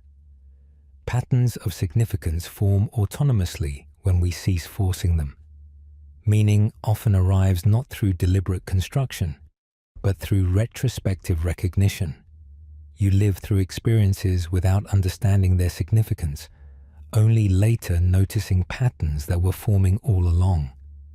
This emergent quality of meaning contradicts our cultural emphasis on intentional creation. During rebuilding, this insight offers particular relief. You don't need to manufacture meaning through effort. You simply need to engage with life attentively and allow significance to reveal itself in its own time. Meaning becomes something you discover rather than something you build, something that shows itself through repetition and resonance, rather than through force of will. Consider how narratives form in literature. An author might begin writing without knowing where the story is headed, discovering themes and meanings through the writing process itself. Only in revision does the underlying coherence become visible. Life often operates similarly. You live forward, but understand backward, as philosopher Søren Kierkegaard noted. The meaning of this period in your life likely won't be fully apparent until you're further along your journey. Attempting to assign meaning prematurely often results in simplistic interpretations that don't capture complexity. Allowing meaning to emerge requires tolerating ambiguity and trusting that pattern recognition will happen when enough data has accumulated. Neurologically, meaning-making involves the brain's constant search for patterns and connections. The default mode network, active during rest and reflection, integrates disparate experiences into coherent narratives. This integration happens largely automatically, outside conscious control. When you try too hard to force meaning, you often engage the prefrontal cortex in analytical overdrive, which can actually interfere with the more organic integration process. Periods of rebuilding often benefit from decreased analytical effort and increased allowance for subconscious processing. Sleep, daydreaming, and mundane activities often produce more meaningful insights than deliberate analysis because they allow the default mode network to do its integrative work. You might notice that certain insights arrive unexpectedly while showering, walking, or drifting toward sleep. These aren't random, but represent your brain's natural meaning-making function operating without interference. The themes that emerge through these spontaneous insights often carry more personal truth than conclusions reached through forced reasoning. Similarly, you might look back over recent weeks and notice recurring motifs, certain types of interactions, particular emotional states, repeated images or thoughts. These repetitions aren't coincidences, but emerging patterns of significance. Your mind is gradually weaving coherence from the threads of your experience. What pattern has begun to emerge in your recent experience without your consciously intending it? Can you notice this pattern with curiosity rather than immediately assigning interpretation? Meaning often announces itself first as repetition. The same lesson appearing in different forms, the same feeling arising in different contexts, the same image recurring in different moments. These repetitions are like landmarks appearing on a journey, not yet revealing the full route, but indicating that a root exists. By paying attention to what repeats, you collaborate with your brain's natural meaning-making capacity without trying to control its output. The meanings that emerge this way tend to be more durable because they're discovered rather than manufactured. The quiet return of appetite for life. Desire regenerates in subtle forms before becoming conscious motivation. After periods of depletion or disorientation, the return of desire often happens so quietly you might miss its beginnings. It doesn't arrive as dramatic inspiration, but as subtle inclination, a faint curiosity about something, a slight preference for one option over another, a gentle pull toward certain activities. These delicate signals represent the regeneration of your motivational system. Like the first green shoots after winter, they're fragile but significant indicators that life force is returning. Learning to recognize and honor these subtle appetites, without demanding they immediately transform into ambitious goals, allows motivation to rebuild from the ground up, rooted in authentic preference rather than external should. Consider how physical appetite returns after illness.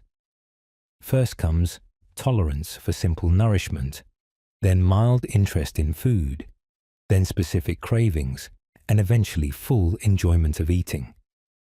The sequence matters. Skipping straight to complex dishes would overwhelm a recovering digestive system. Psychological appetite follows similar progression. Early signals might be barely perceptible. Noticing a color you like, enjoying a particular texture, feeling momentary interest in a conversation topic. These micro-desires are the foundation for larger motivations. Pushing yourself prematurely toward grand aspirations often backfires because it bypasses this necessary gradual rebuilding of the desire system itself. Neurologically, desire involves the dopamine system, networks that regulate motivation, reward anticipation, and goal-directed behavior. After periods of stress or burnout, this system often becomes downregulated, resulting in anhedonia, reduced capacity to feel pleasure. Recovery involves gradual recalibration through small positive experiences. Each time you notice and engage with a micro-desire, however minor, you stimulate dopamine pathways in manageable doses. This gentle stimulation gradually restores the system's sensitivity. The key is keeping experiences small enough to avoid overwhelm, enjoying a single sip of tea rather than planning a culinary adventure, appreciating a brief moment of sunlight rather than organizing a major outdoor excursion. You might notice that certain times of day or activities now carry slight positive anticipation, where previously there was none. This shift often begins at the edges of awareness, a feeling that something might be pleasant rather than definite knowledge that it will be. These faint signals are worth attending to because they indicate your motivational system recalibrating. They're like the first drops of water returning to a dry stream bed, individually insignificant but collectively signaling the eventual return of flow. Honoring these signals by actually engaging in the slightly appealing activity rather than dismissing it as trivial reinforces the neurological pathways that generate desire. What micro-desire have you noticed recently, however fleeting or seemingly insignificant? Can you allow yourself to follow it just enough to register the experience without turning it into a project or expectation? The quiet return of appetite requires gentle attention rather than forceful cultivation. Each time you notice and respond to a subtle preference, you strengthen your connection to your own authentic wants.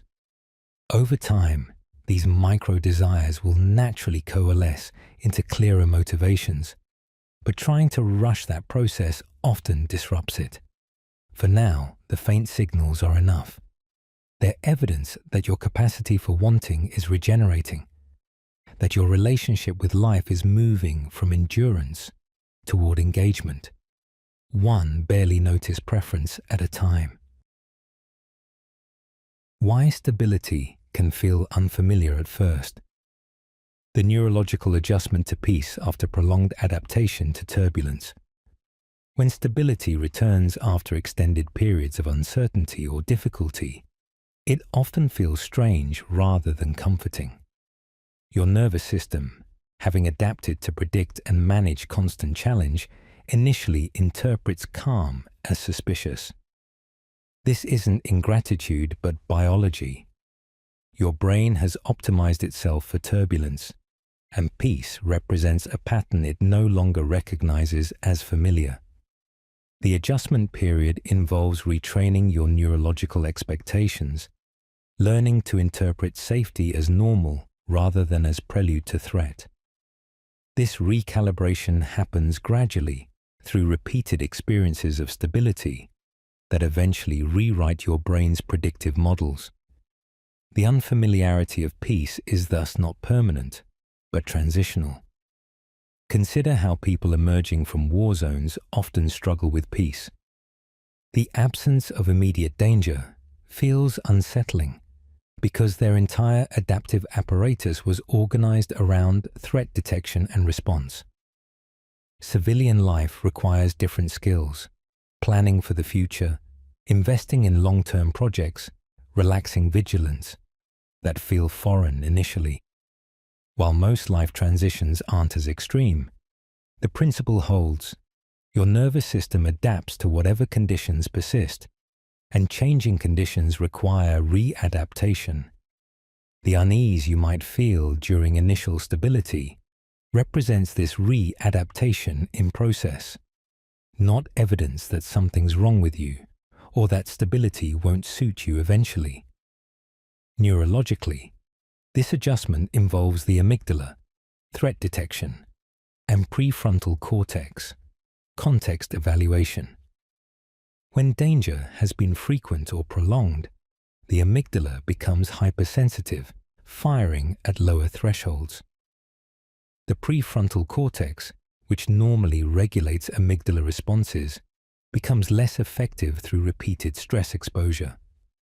As stability persists, this relationship gradually reverses.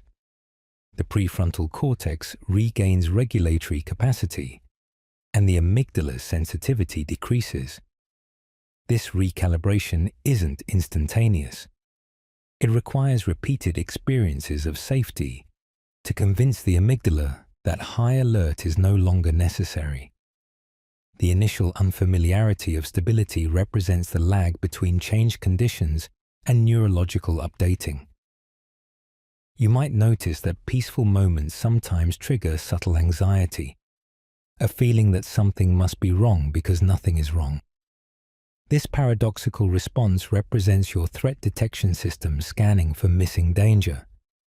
Rather than fighting this response, you can acknowledge it as evidence of your system's protective intent, while gently reminding it that vigilance isn't currently required. Over time, as peaceful moments accumulate without interruption, your nervous system will gradually lower its guard. The unfamiliar will become familiar, the suspicious will become normal, and stability will eventually feel like home rather than foreign territory. How does stability feel in your body right now? Perhaps as lightness, spaciousness, or even slight disorientation? Can you notice these sensations without interpreting them as problems? The unfamiliarity of peace is a sign that your system is recalibrating, not that peace is wrong for you. Each moment of stability, even if it feels strange, contributes to this recalibration. Your brain is learning a new normal, one where threat isn't the default expectation.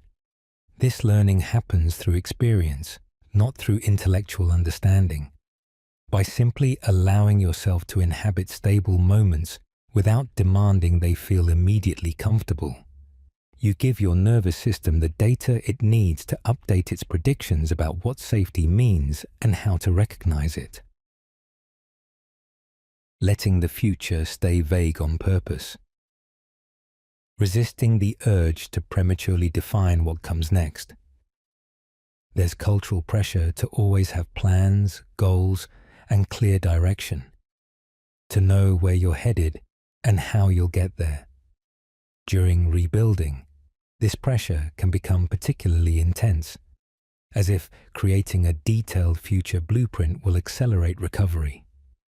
Yet sometimes the most supportive approach involves deliberately allowing the future to remain undefined.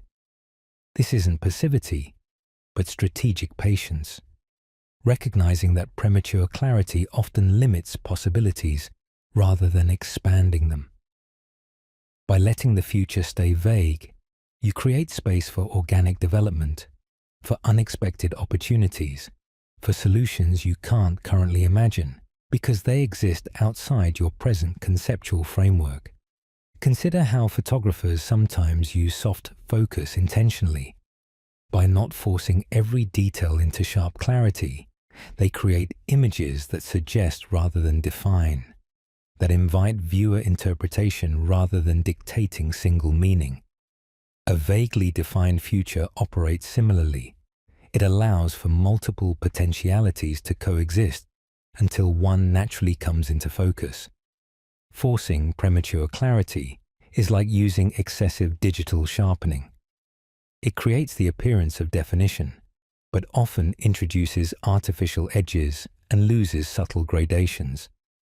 The future that emerges from patient vagueness often fits better because it develops in dialogue with your evolving self, rather than being imposed by your planning self. Neurologically, tolerating vagueness engages different cognitive capacities than precise planning. The brain's default mode network, associated with imagination and integration, thrives in states of mild uncertainty, where it can explore possibilities without immediate constraint. Excessive planning often activates the executive control network prematurely, forcing convergence before sufficient divergence has occurred. Research on creativity shows that ambiguous problems often generate more innovative solutions than clearly defined ones because they engage broader neural networks. By letting your future remain vaguely defined, you're not avoiding thinking about it, but rather thinking about it in more generative, exploratory ways. You might notice that your attempts to plan detailed futures often circle back to familiar patterns, versions of what you've already done or what you think you should want. This repetition occurs because detailed planning typically draws from existing cognitive schemas. Vague futures, by contrast, allow for genuinely new patterns to emerge because they're not constrained by existing categories. The uncertainty feels uncomfortable precisely because it represents potential for actual change rather than variation on established themes. Learning to tolerate this discomfort creates the psychological conditions for transformation rather than mere adjustment. What aspect of your future feels most comfortably vague right now? An area where you genuinely don't know what comes next? Can you appreciate this vagueness as fertile space rather than deficiency? The future that remains open contains all possibilities. The future prematurely defined contains only what you can currently imagine. As you continue changing, your imagination will expand, and what you want will likely evolve.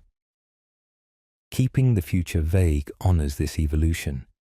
It allows your future self to participate in deciding what comes next, rather than being constrained by decisions made by your present self based on incomplete information. The vague future is thus not empty, but full of potential. A space where you can grow into answers rather than forcing them prematurely. The difference between healing and improvement. Recovery as a restoration of function versus linear progress narratives. Healing and improvement are often conflated, but represent different orientations toward recovery. Improvement implies upward progression, measurable gains, and movement toward better than before states. Healing, by contrast, involves restoration of wholeness, integration of experience, and return to functional capacity. The distinction matters because improvement narratives can create pressure to exceed previous functioning, while healing focuses on adequate functioning in present circumstances.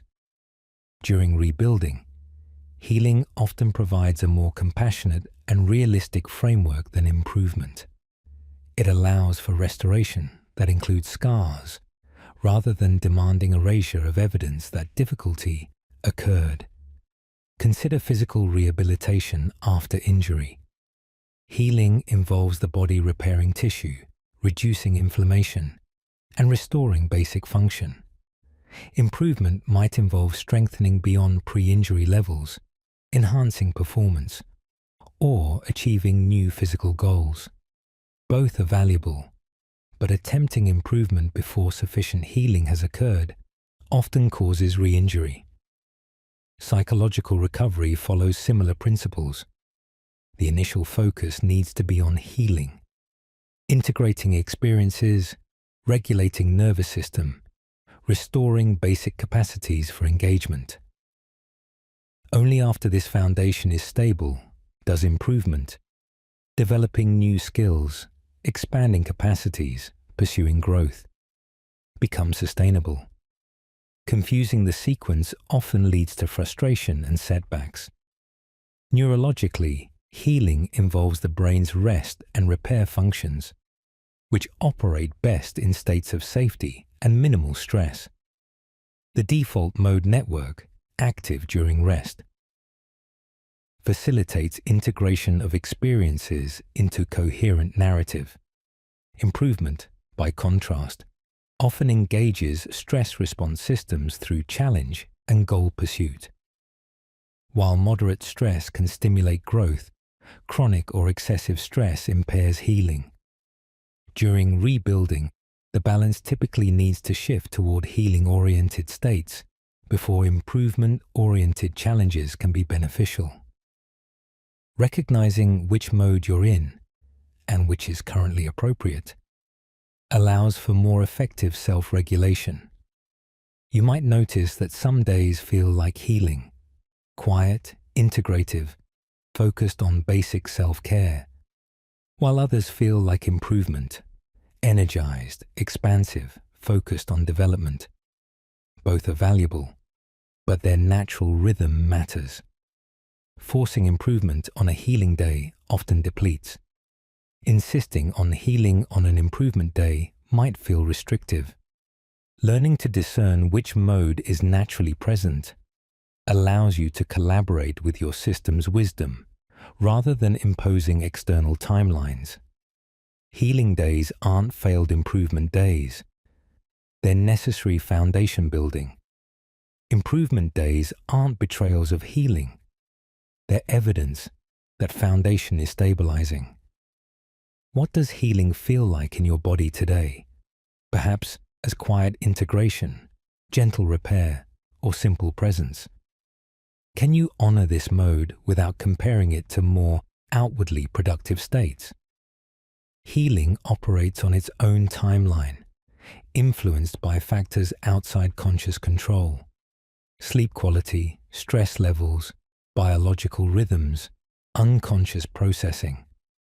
Improvement, by contrast, responds more directly to conscious effort. During rebuilding, healing often needs to lead, with improvement following naturally when conditions support it.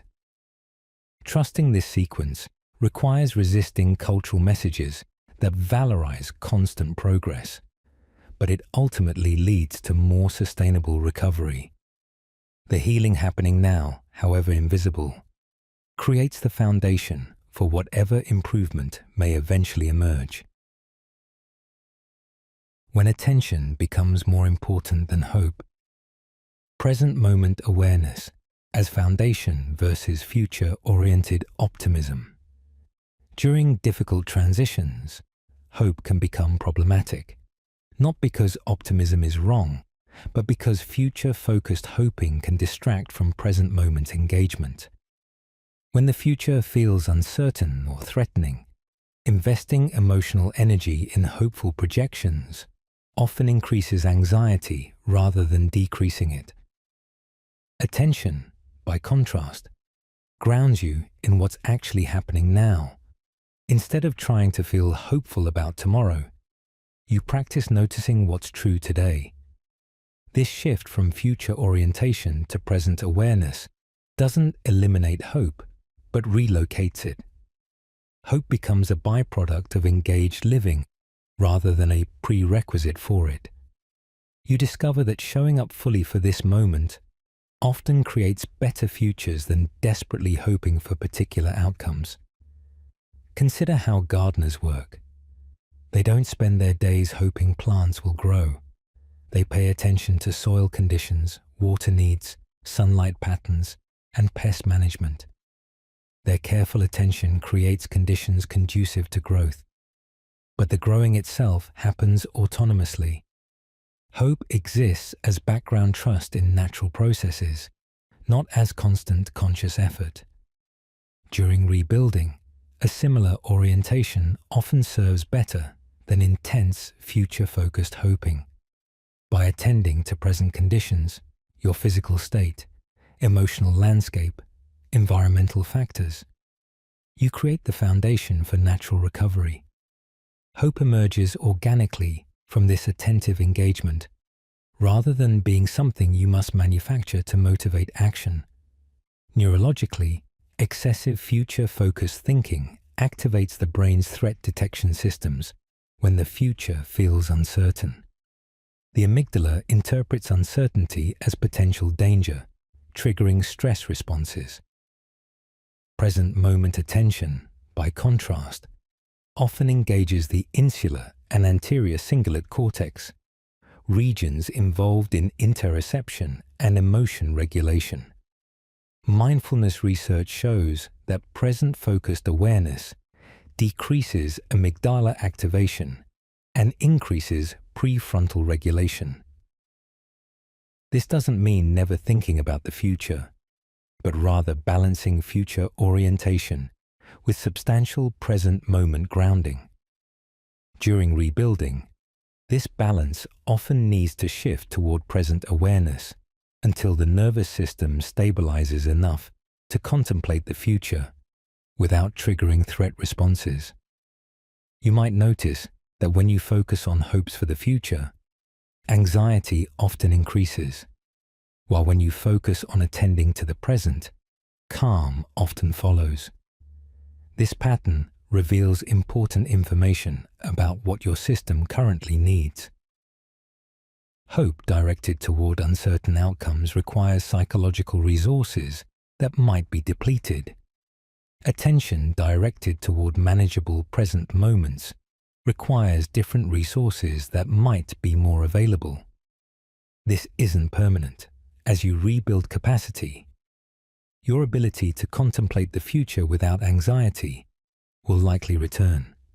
But for now, prioritizing attention over hope isn't pessimistic. It's strategic resource management. What small aspect of your present experience can you attend to right now with gentle curiosity? Perhaps it's the sensation of breathing, the quality of light in the room, or the subtle sounds in the background. Can you allow your attention to rest here without immediately connecting it to hopes or fears about tomorrow?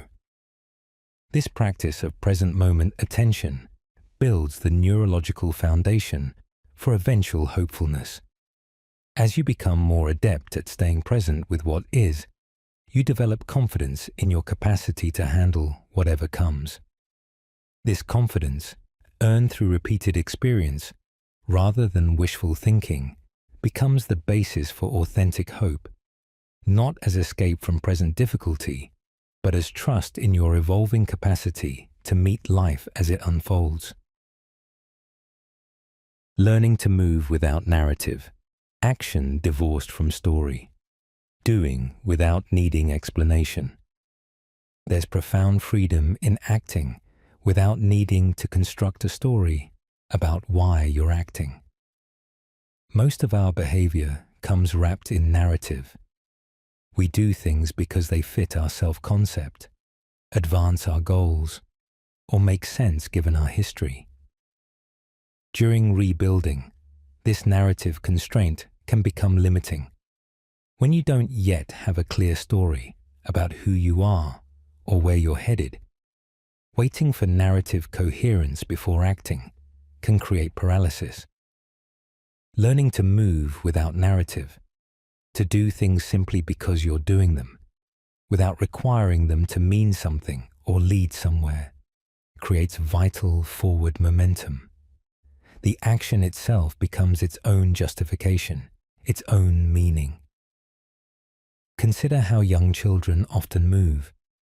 They don't decide to run because running fits their identity as athletic or serves a purpose. They run because running feels good in their bodies in that moment. The action is complete in itself, not a means to an end. As we mature, we learn to subordinate action to narrative. We exercise to be healthy, work to achieve goals, socialize to maintain relationships. These narratives aren't inherently problematic, but they can become cages when narratives break down. Relearning to move without narrative represents a return to more direct engagement with experience. You're not abandoning meaning, but discovering it through action rather than imposing it before action. Neurologically, narrative construction primarily involves the left hemisphere's language centers and the default mode network's self-referential processing. Action without narrative engages different networks: the motor cortex, sensory processing regions, and the right hemisphere's holistic processing. Research on flow states shows that peak engagement often occurs when narrative self-consciousness diminishes and action becomes automatic. During rebuilding, accessing these non-narrative states can provide relief from constant self-referential thinking. The actions might be simple: walking, cooking, organizing, but their value lies in the experiential engagement rather than their narrative significance. You might notice that certain activities naturally drop you out of narrative thinking. These activities often involve rhythm, repetition, or sensory engagement. Knitting, gardening, washing dishes, walking familiar routes. Their very ordinariness makes them poor material for dramatic narrative, which is precisely their value. They create spaces where you can exist without constantly interpreting your existence. In these gaps between narratives, spontaneous reorganization often occurs. Insights arise not from analytical thinking, but from the movement itself. The body leads, and understanding follows, rather than understanding needing to precede action. What simple action could you take right now without needing to explain why you're taking it? Perhaps it's standing up and stretching, rearranging an object, or taking 3 conscious breaths. Can you perform this action purely for the experience of doing it, without connecting it to any larger story about self-improvement or progress? Movement without narrative creates psychological space. It reminds you that you can act without fully understanding why, that doing doesn't always require elaborate justification. Over time, these narrative-free actions accumulate into patterns that eventually coalesce into new narratives. But these emergent stories grow organically from experience rather than being imposed artificially. The movement comes first. The meaning follows. How safety is rebuilt internally. The gradual construction of neural pathways that predict calm rather than threat. Safety isn't just the absence of danger, but the presence of conditions that support relaxation, curiosity, and connection. After periods of threat or uncertainty, safety often needs to be rebuilt internally before it can be consistently experienced externally. This internal reconstruction involves creating new neural pathways that predict calm rather than threat, that interpret ambiguity as potential rather than danger, that associate certain sensations with relaxation rather than alarm. The process happens gradually through repeated experiences that contradict previous threat-based predictions. Each moment of felt safety, however brief, strengthens these new pathways, gradually changing your nervous system's default expectations. Consider how trust develops in relationships. After betrayal or disappointment, trust isn't restored through single grand gestures, but through accumulated small experiences of reliability. Each kept promise, each consistent response, each respectful interaction deposits another layer of trust. Internal safety rebuilds similarly. Each time you experience a bodily sensation without interpreting it as threat, each time you notice a thought without becoming identified with it, each time you feel an emotion without being overwhelmed by it, you strengthen neural circuits associated with emotional regulation. These micro-experiences of successful regulation gradually reshape your baseline state from vigilant to receptive. Neurologically, safety involves the prefrontal cortex's capacity to regulate the amygdala's threat responses.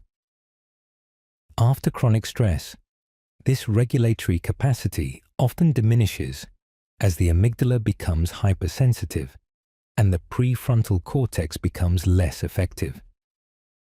Rebuilding safety involves reversing this pattern through experiences that demonstrate the prefrontal cortex can successfully manage perceived threats. Techniques like paced breathing, progressive muscle relaxation, and mindfulness directly strengthen this regulatory capacity by activating the prefrontal cortex while keeping arousal manageable. Over time, these practices literally rebuild the neural pathways that support feeling safe in your own body and mind. You might notice that safety now sometimes arrives in unexpected moments, while focusing on a simple task, during a calm interaction, or in the space between thoughts. These moments often feel fragile at first, easily disrupted by minor disturbances. This fragility reflects the newness of the neural pathways. They're like recently planted seedlings that need protection until established. With repetition, these pathways become more robust, and safety becomes more stable. The progression typically moves from brief moments of safety to longer stretches, from safety in highly controlled conditions to safety amid moderate uncertainty, from cognitive understanding of safety to embodied experience of safety. What small experience of safety can you recall from recent days? Perhaps a moment of physical comfort, a feeling of mental clarity, or an interaction that felt easy. Can you linger with this memory just long enough to notice the bodily sensations associated with it? Each recollection of safety strengthens the same neural pathways as the original experience. Your brain doesn't distinguish sharply between vividly remembered safety and actual safety. Both contribute to rebuilding. This is why practices like gratitude and positive recall have neurological benefits. They activate the same circuits as positive experiences, gradually shifting your brain's prediction bias from threat to safety. The safety you're rebuilding internally will eventually become the lens through you experience the external world. When the past loses its authority, memories remain but cease to dictate current decisions and self-perception. There comes a point when memories of past difficulties remain accessible, but lose their power to define your present reality. The events still happened, the feelings were real, but they no longer serve as primary reference points for current decisions or self-understanding. This shift doesn't mean forgetting or minimizing what occurred. It means the past occupies its proper place in your personal timeline, rather than colonizing the present. The memories become historical data, rather than living reality, information about where you've been, rather than blueprints for where you're going. This transition represents significant psychological integration. The past becomes part of your story without being the editor of your current chapter. Consider how historians work with documents from difficult periods. They study the material carefully, seeking to understand what happened and why, but they don't mistake the documents for current reality. The documents inform understanding of how present conditions emerged, but they don't dictate present decisions. Similarly, integrated memories inform your self-understanding without determining your current identity. The difference lies in sequence. When memories have authority, they precede and shape present experience.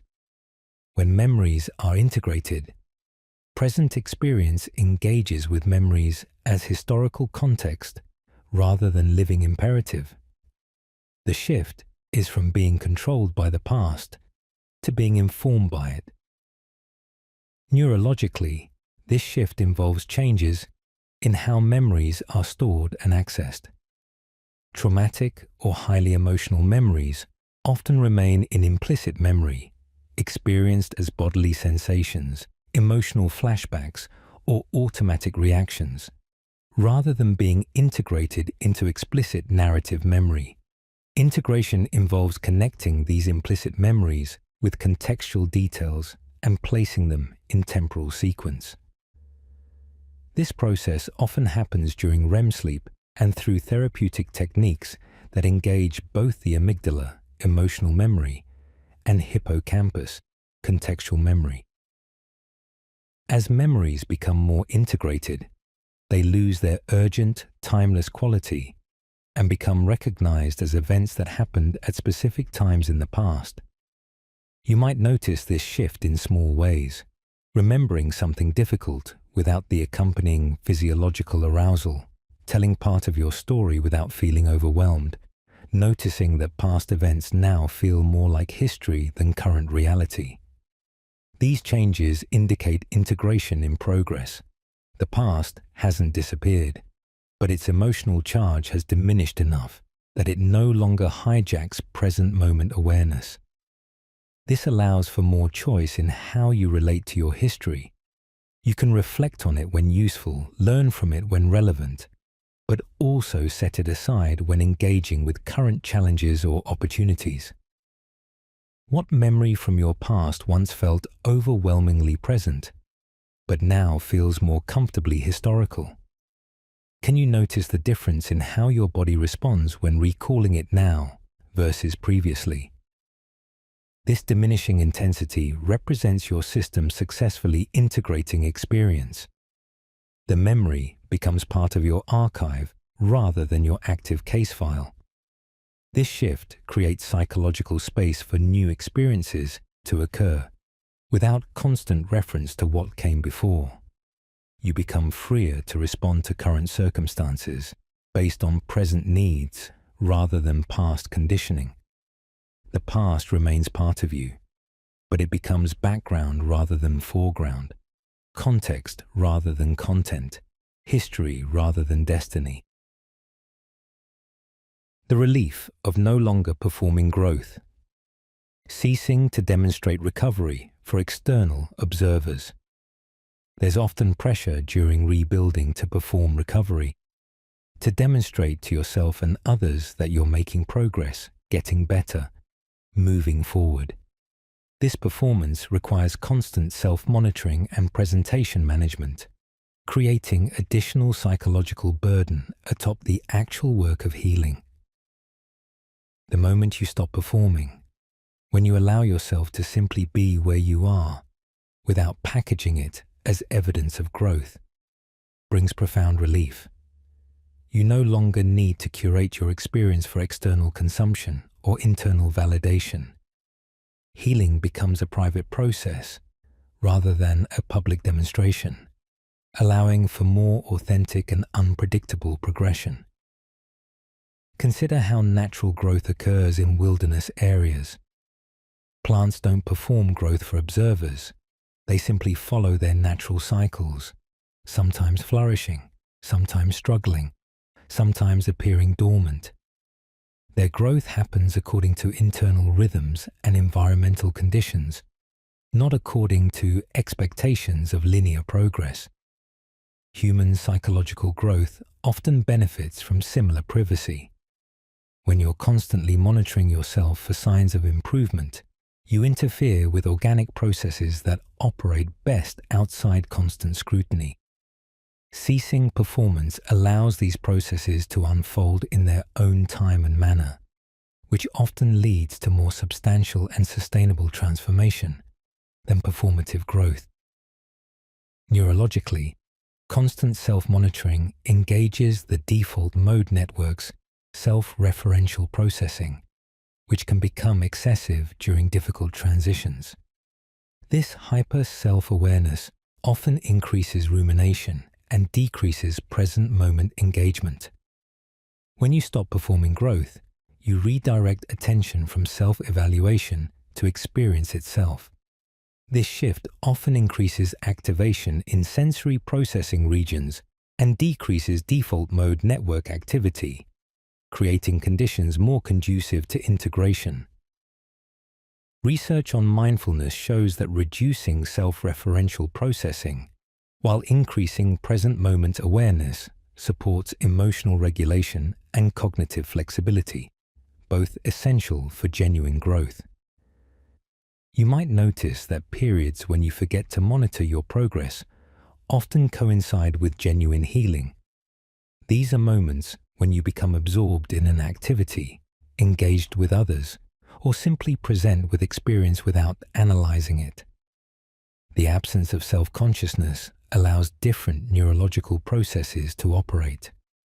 Later, you might look back and recognize growth that occurred precisely when you weren't trying to grow.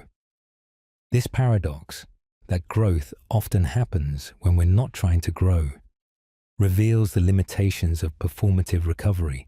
Authentic transformation emerges from engagement with life, not from observation of that engagement. What would it feel like to spend one day without evaluating your progress or packaging your experience as evidence of growth? Can you imagine simply living through the day's moments without turning them into data points in your recovery narrative? The relief of non-performance comes from releasing the constant translation of experience into evidence. You no longer need to ask, "What does this mean about my healing?" but can instead ask, "What is this experience like?" The shift is subtle but significant. From meta-experience, experience about experience, to direct experience. This direct engagement often proves more restorative than all the self-monitoring in the world, because it allows you to inhabit your life rather than constantly evaluate it. How routine becomes a form of shelter. Predictable patterns create containment for unpredictable healing processes. When internal experience feels chaotic or uncertain, external routine provides stabilizing structure. The predictable rhythm of daily patterns, waking, eating, moving, resting, creates a container that holds the unpredictable processes of healing. This containment doesn't control the healing, but rather creates conditions where it can occur safely. Like riverbanks that channel flowing water, without determining its specific course, routines channel daily energy without determining emotional or psychological content. The reliability of routine becomes a form of shelter, a psychological home you can return to when inner or outer weather becomes stormy. The simpler the routine, the more effectively it serves this sheltering function. Consider how children benefit from routines. Predictable sequences around meals, baths, and bedtime create feelings of safety that allow for exploration and learning. The routine itself communicates that the world is reliable, that needs will be met, that there's order amid life's uncertainties. Adults during rebuilding often benefit similarly. When larger life structures have dissolved, small daily routines provide microstructures that support psychological reorganization. The neurological basis involves the brain's predictive coding mechanisms. When external events follow predictable patterns, the brain expends less energy on threat detection and more on integration and repair. Routine also regulates biological rhythms, sleep-wake cycles, hunger-satiety patterns, cortisol fluctuations that directly influence emotional regulation.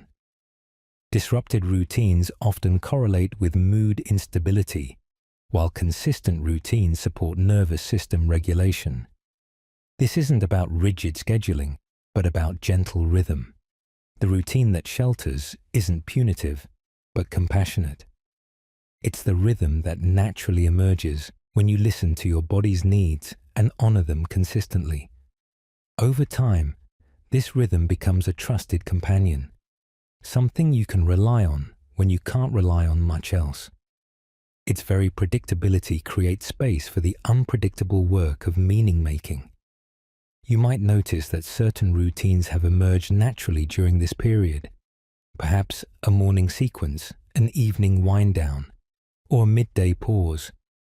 These patterns likely developed not through conscious design, but through your system's intuitive wisdom about what creates stability. Their value lies not in their content, but in their consistency. Each repetition reinforces neural pathways associated with predictability and safety.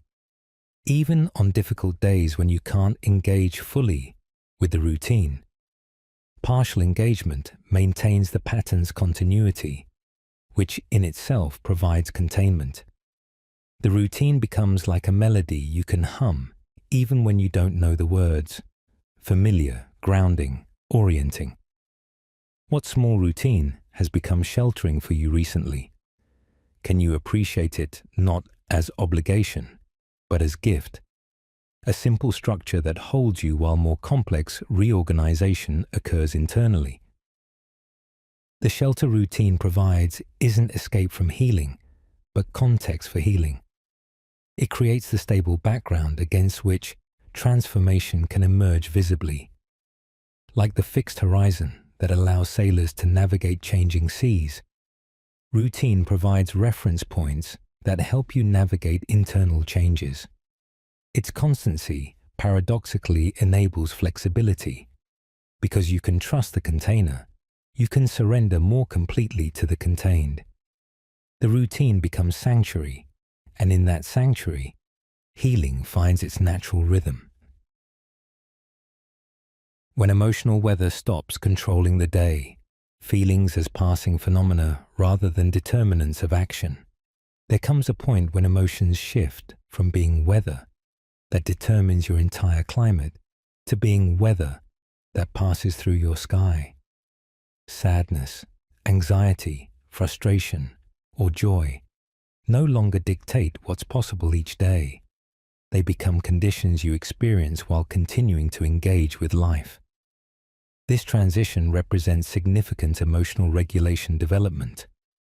You're not suppressing feelings, but developing capacity to have feelings without being had by them. The difference lies in identification.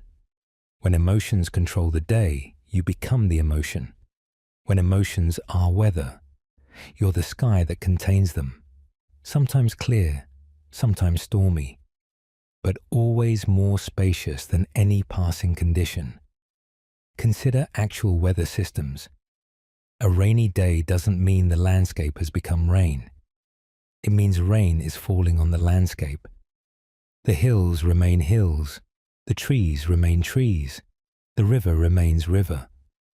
All are wet, but not fundamentally changed. Emotional weather operates similarly.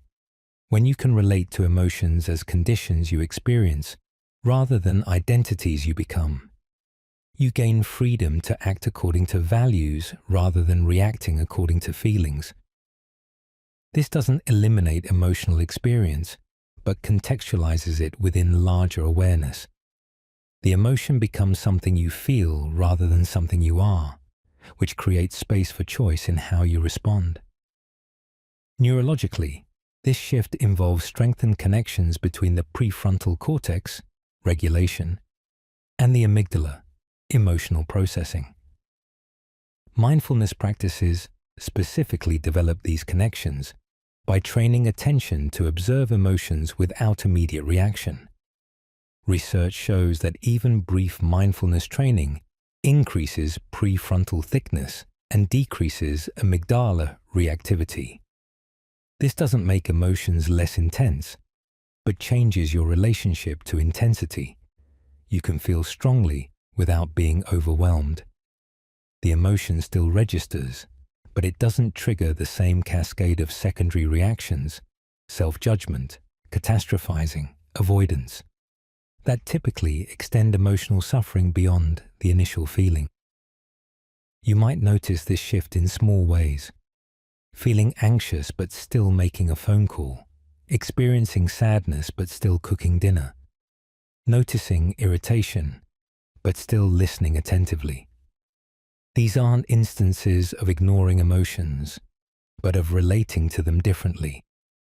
The emotion remains present, but it occupies less psychological space. It becomes one aspect of your experience, rather than the defining characteristic. This partial decoupling of emotion and action creates tremendous freedom. You're no longer hostage to emotional states, but can consider them as information among other information when deciding how to proceed. What emotion have you recently experienced as weather rather than climate? A passing condition rather than a permanent state?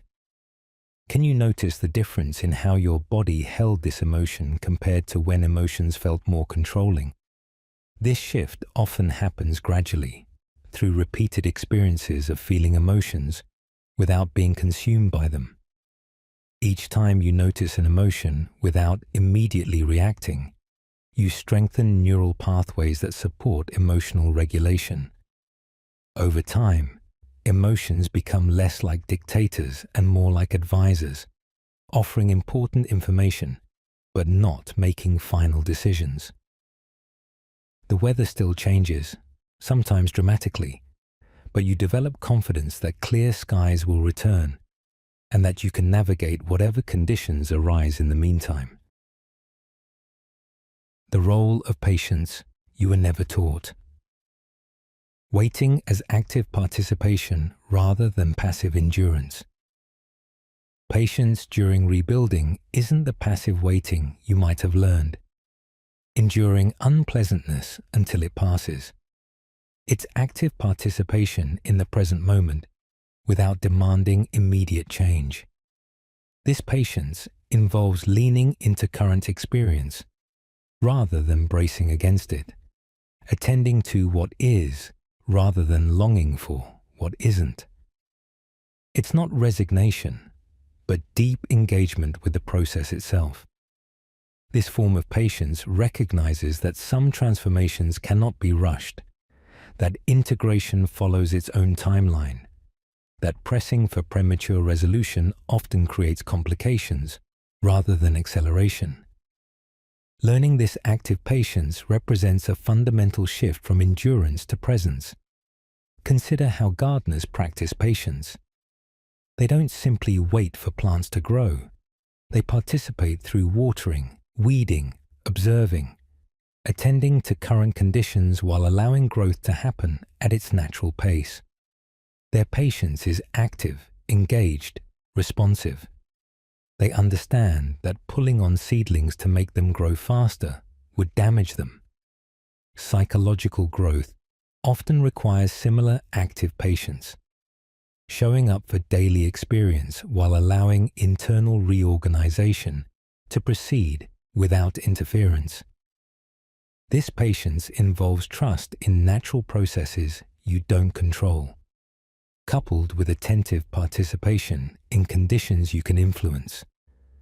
Neurologically, active patience engages the brain's default mode network, responsible for introspection, integration, and self-referential processing, while reducing activity in networks associated with urgency and goal pursuit. This shift supports the kind of slow, organic processing that characterizes deep psychological change. Research on neuroplasticity shows that lasting change often requires repetition over time, rather than intensity in brief bursts. Active patience creates the temporal container for this repetition to occur. It's the neurological equivalent of simmering rather than boiling. Slower, but often more thorough transformation. You might notice that periods of active patience often feel qualitatively different from passive waiting. Instead of tension and resistance, there's curiosity and allowance. You're not killing time, but inhabiting it fully, attending to the texture of moments rather than counting them until some future condition arrives. This shift often coincides with decreased suffering, even when circumstances haven't changed, because suffering often stems more from resistance to experience than from experience itself. Active patience reduces this resistance by embracing the present as valid exactly as it is, while still remaining open to natural evolution. What aspect of your current experience could benefit from active patience, simply being with it as it is, without trying to change it or rush through it? Can you engage with this experience attentively, rather than enduring it reluctantly? Active patience transforms waiting from empty time to fertile ground.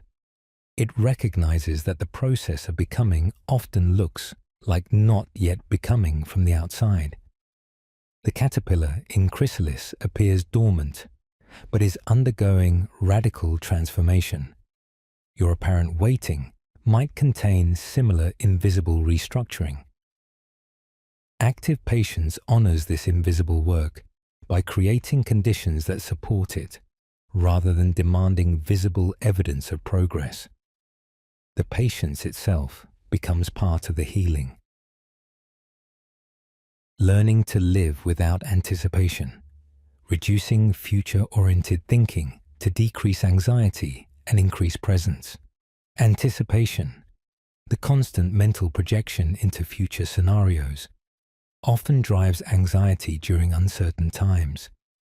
Your mind tries to prepare for what might happen by imagining various possibilities, but this very preparation often increases distress because the future remains fundamentally unknowable.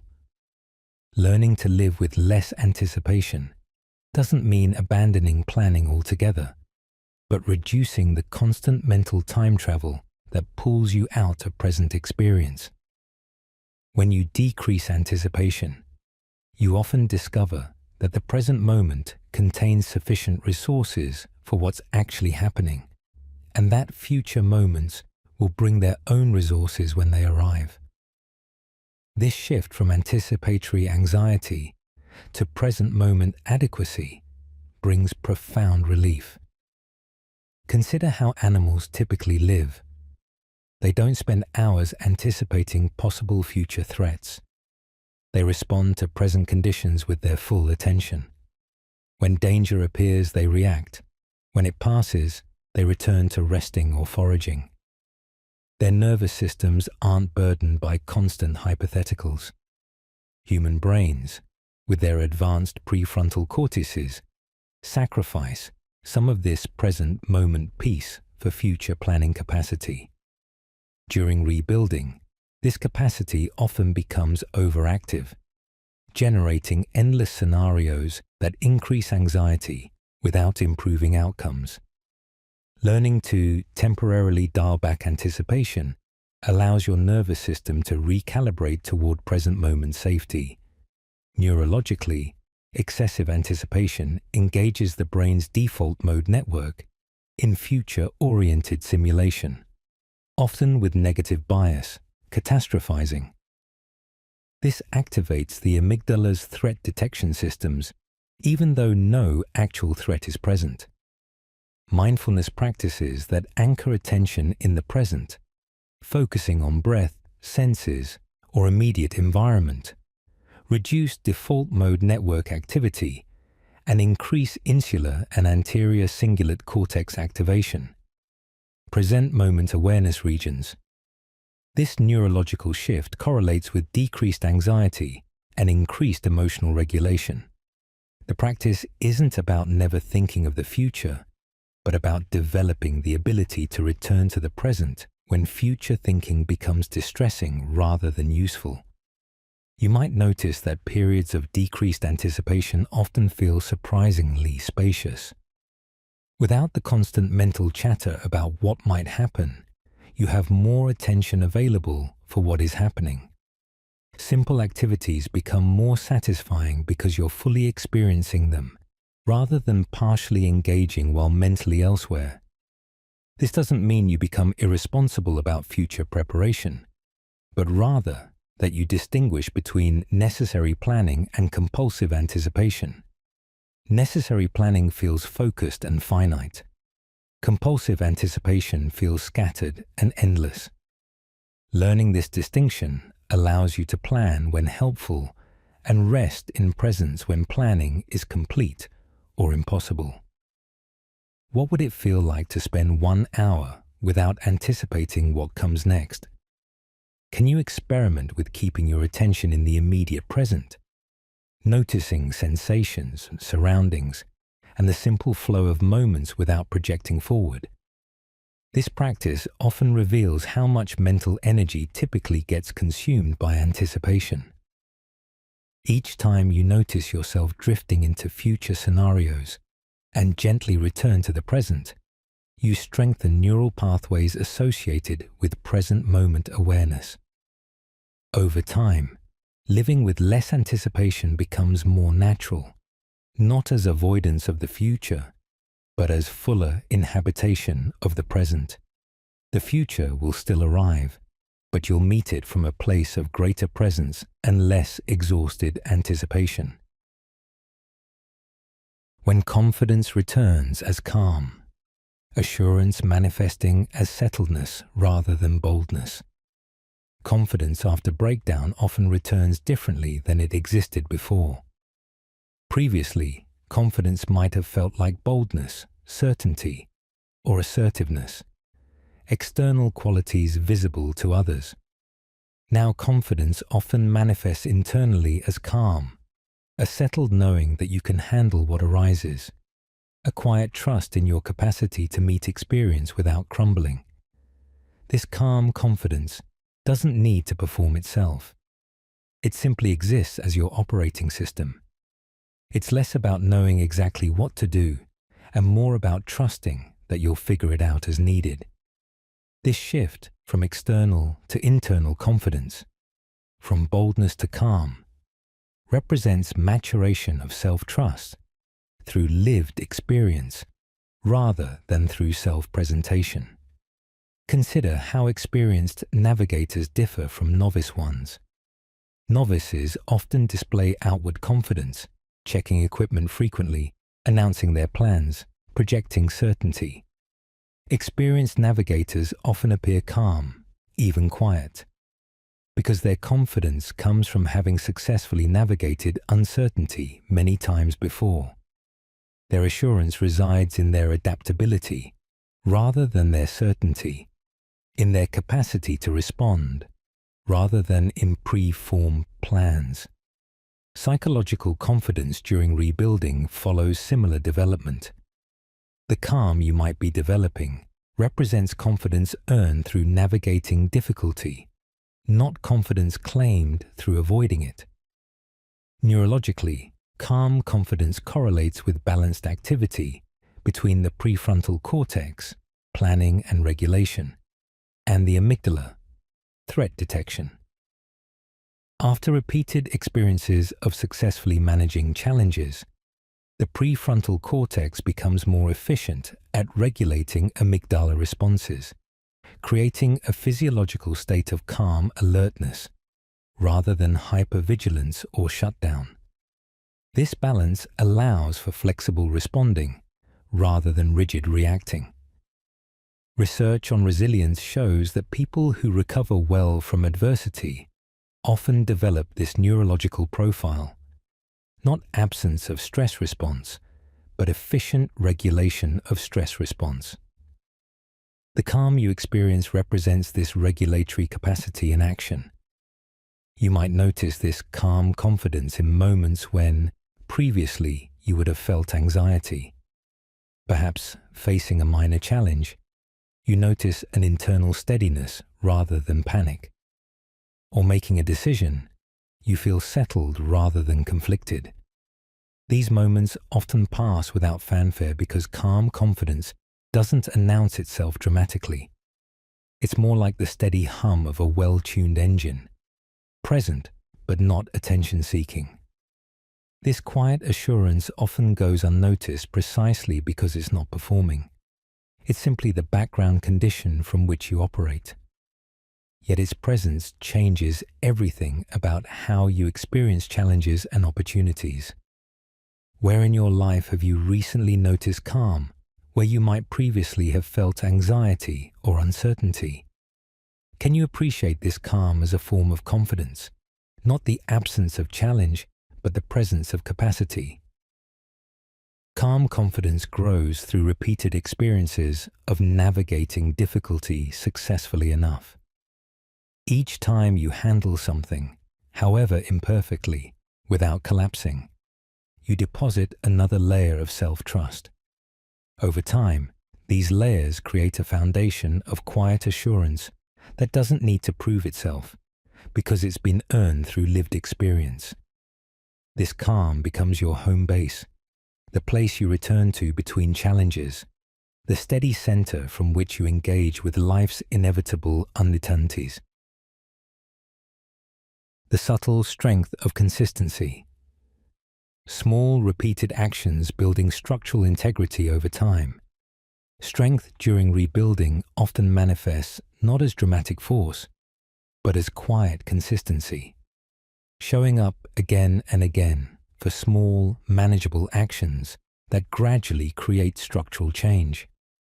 This consistency operates like water shaping stone. Individual droplets seem insignificant, but persistent flow over time creates canyons. The strength lies in repetition rather than intensity, in continuity rather than peak performance. When grand gestures feel impossible, consistent small actions provide an alternative pathway forward. Each repetition might seem trivial alone, but accumulated over weeks and months, they create momentum and structure that eventually support larger movements and transformations. Consider how physical structures are built. Skyscrapers rise not through single heroic efforts, but through countless consistent actions. Bolts tightened, beams aligned, welds completed. Each action follows standards and sequences, creating reliability through repetition. Psychological rebuilding follows similar principles. The consistent practice of basic self-care, the regular engagement with supportive routines, the repeated return to grounding practices. These small consistencies create psychological infrastructure. Their power emerges from accumulation rather than from individual significance.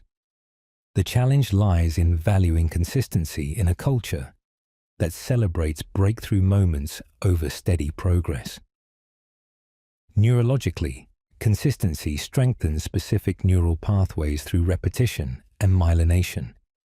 When you perform an action consistently, the neurons involved develop thicker myelin sheaths, making transmission more efficient. This efficiency reduces the cognitive and emotional effort required for the action, making it more automatic and less depleting. During rebuilding, leveraging this principle allows you to build supportive habits with minimal willpower expenditure. The consistency itself becomes self-reinforcing. As pathways become more efficient, the actions become easier, which supports further consistency. This positive feedback loop creates sustainable change rather than effortful temporary adjustment. You might notice that certain small actions have become surprisingly reliable anchors in your daily life. Their consistency provides predictable touchpoints amid uncertainty. These might be as simple as brewing tea the same way each morning, taking a walk at the same time each afternoon, or following the same winding down routine each evening. Their value lies not in what they accomplish, but in their reliable recurrence. Each repetition is like a stitch in fabric, individually fragile but collectively creating something that holds together. The consistency builds a container that can hold more complex and unpredictable contents. What small action have you managed to perform consistently recently, regardless of external circumstances or internal states? Can you appreciate this consistency as strength rather than as mere routine? The ability to maintain small patterns amid disruption represents significant psychological resilience. It's evidence that you can create order within disorder, predictability within uncertainty, continuity within change. This capacity becomes the foundation for more visible forms of strength. The consistency you're building now, however modest, creates the structural integrity that will eventually support larger aspirations and more complex engagements. For now, the repetition itself is the achievement, the steady rhythm that keeps time until melody returns. Discovering meaning in maintenance. Significance found in preservation rather than creation. Meaning-making during rebuilding often shifts from creating new things to maintaining existing goodness. When energy for grand projects or novel pursuits is limited, significance can be found in the careful preservation of what already works, what already brings comfort, what already holds value. Maintenance, the keeping of things in good condition, becomes meaningful not as second best to creation, but as valuable in its own right. Like tending a garden rather than planting a new one, maintenance requires attention, care, and consistency. It recognizes that preservation is itself a creative act, one that honors the value of what exists, rather than constantly seeking what might be. Consider how cultures have traditionally valued maintenance. Before the modern emphasis on innovation and disruption, most human activity involved maintaining existing systems, agricultural, social, artistic, spiritual. This maintenance wasn't considered inferior to creation. It was how value persisted across generations. In many indigenous worldviews, maintaining balance holds equal importance to initiating change. During personal rebuilding, reconnecting with this wisdom can be profoundly stabilizing. When you lack energy for new beginnings, you can still find meaning in sustaining what matters: your health, your relationships, your environment, your practices. This maintenance becomes its own form of meaning-making. Neurologically, maintenance activities often engage different brain networks than novelty-seeking. While novelty activates reward systems through dopamine release, maintenance often engages networks associated with care, ritual, and intergenerational connection. These networks involve oxytocin and serotonin pathways that promote feelings of belonging and contentment. Research on well-being shows that people derive substantial satisfaction from caretaking and preservation activities, not just from achievement and acquisition. During rebuilding, when dopamine systems might be depleted or dysregulated, finding meaning in maintenance can provide more sustainable satisfaction than pushing for novelty. You might notice that certain maintenance activities have taken on new significance. Cooking nourishing meals, keeping your space orderly, maintaining connections with supportive people, practicing previously established routines. These activities might have felt mundane before, but now carry quiet importance. Their meaning lies in their continuity, in their demonstration that some good things persist despite change. Each act of maintenance is like placing a stone in a cairn, individually simple but collectively marking a path.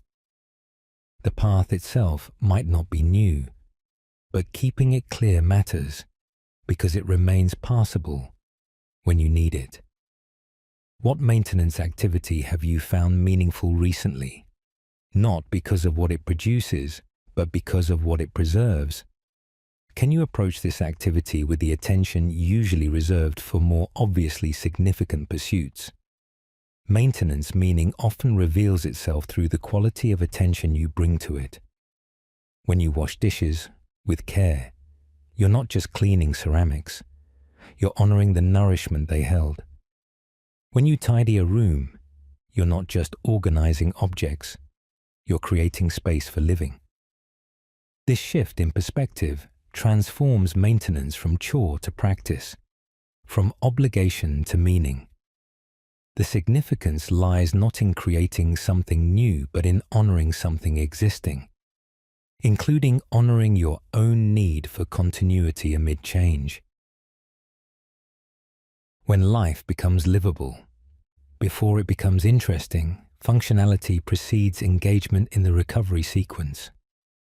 During rebuilding, there's often a phase when life becomes manageable again, but not yet engaging. You can perform necessary tasks, meet basic obligations, and navigate daily routines without overwhelming difficulty, but nothing particularly sparks interest or joy. This livable but not interesting phase represents important progress, though it might not feel like it. Functionality returns before engagement because your nervous system prioritizes basic regulation over higher-order fulfillment. Like a house after repairs, first it becomes weatherproof and structurally sound. Then later, it becomes decorated and personalized. The livable phase creates the foundation upon which interesting can eventually be built. Consider physical recovery after illness. Initially, you regain basic functions: eating without nausea, walking without dizziness, sleeping through the night. These milestones might not feel exciting, but they're essential prerequisites for returning to enjoyable activities. Only after basic functionality stabilizes can you gradually reintroduce exercise, socializing, hobbies, and other sources of pleasure. Psychological recovery follows similar sequence. The capacity for interest and engagement depends on underlying regulatory capacity. Trying to force interest before functionality is fully restored often backfires, creating pressure that undermines the very stability needed to sustain engagement. Neurologically, this sequence makes sense. Basic functionality involves brainstem and midbrain regions, regulating arousal, sleep, appetite, and other autonomic functions. Engagement and interest involve higher cortical regions, responsible for anticipation, reward processing, and complex cognition. During stress or recovery, resources often shift toward maintaining basic regulation at the expense of higher functions. As stability returns, resources gradually become available for engagement. This explains why you might feel functionally okay but emotionally flat. Your brain is allocating energy to foundational systems before investing in the more energy-intensive systems that generate interest and pleasure. You might notice that your days now follow predictable patterns without dramatic highs or lows. This stability might feel strangely empty compared to previous periods of intense engagement or even intense difficulty. Yet this emptiness represents necessary space. Your nervous system is consolidating gains, establishing new baselines, building capacity. The livable phase is like the silence between musical phrases, not the music itself, but essential to the music structure.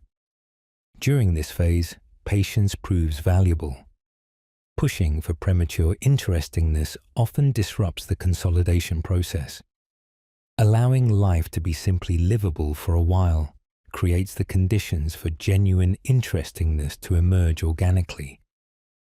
Can you appreciate the current livability of your life, even if it lacks the engagement you eventually hope to regain? What small evidence of basic functionality can you notice? Perhaps consistent sleep, manageable routines, adequate self-care. These might not feel like achievements, but they represent essential progress.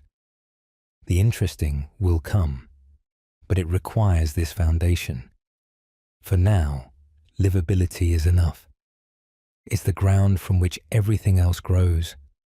By valuing this phase rather than rushing through it, you give your system the time it needs to rebuild not just capacity for functioning, but eventually capacity for flourishing.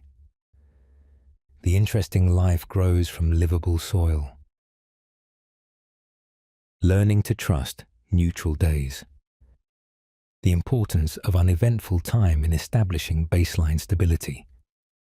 Neutral days, those without dramatic highs or lows, without significant events or insights, often feel undervalued in achievement-oriented cultures.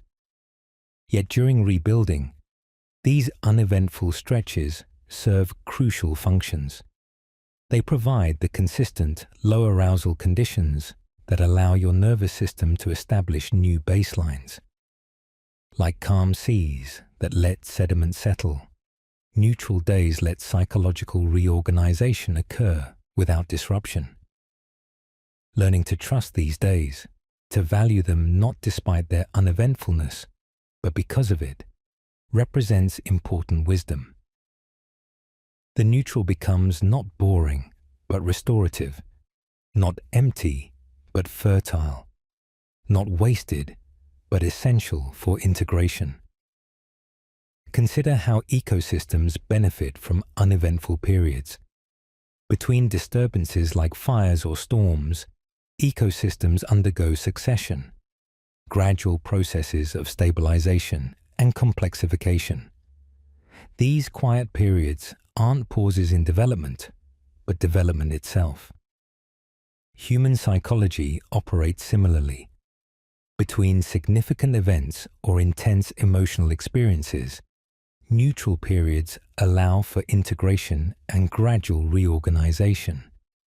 Attempting to fill every neutral day with stimulation or productivity often interrupts this essential integrative work. Learning to appreciate neutrality means recognizing that some of the most important psychological work happens when nothing seems to be happening.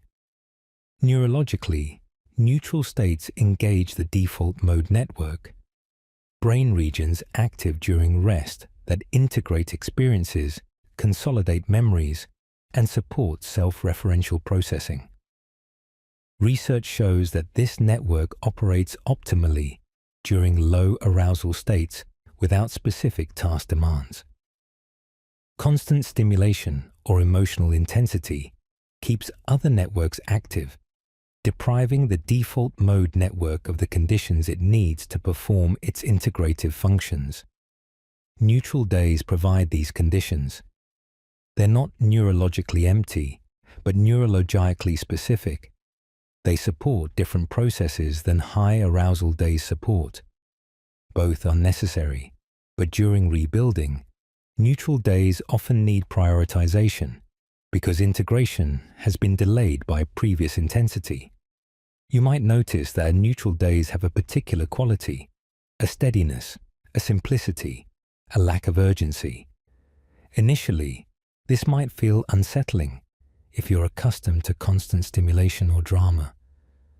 Over time, however, you might come to appreciate neutral days as breathing spaces between efforts. They're like the white space in visual design, not absence of content, but essential element that gives content its form. Learning to trust neutral days involves believing that important things are happening even when they're not visible, that your system knows how to use uneventful time for essential maintenance and integration. What neutral day have you experienced recently? Can you recall its particular texture, the steady rhythm, the lack of drama, the simple unfolding of ordinary moments?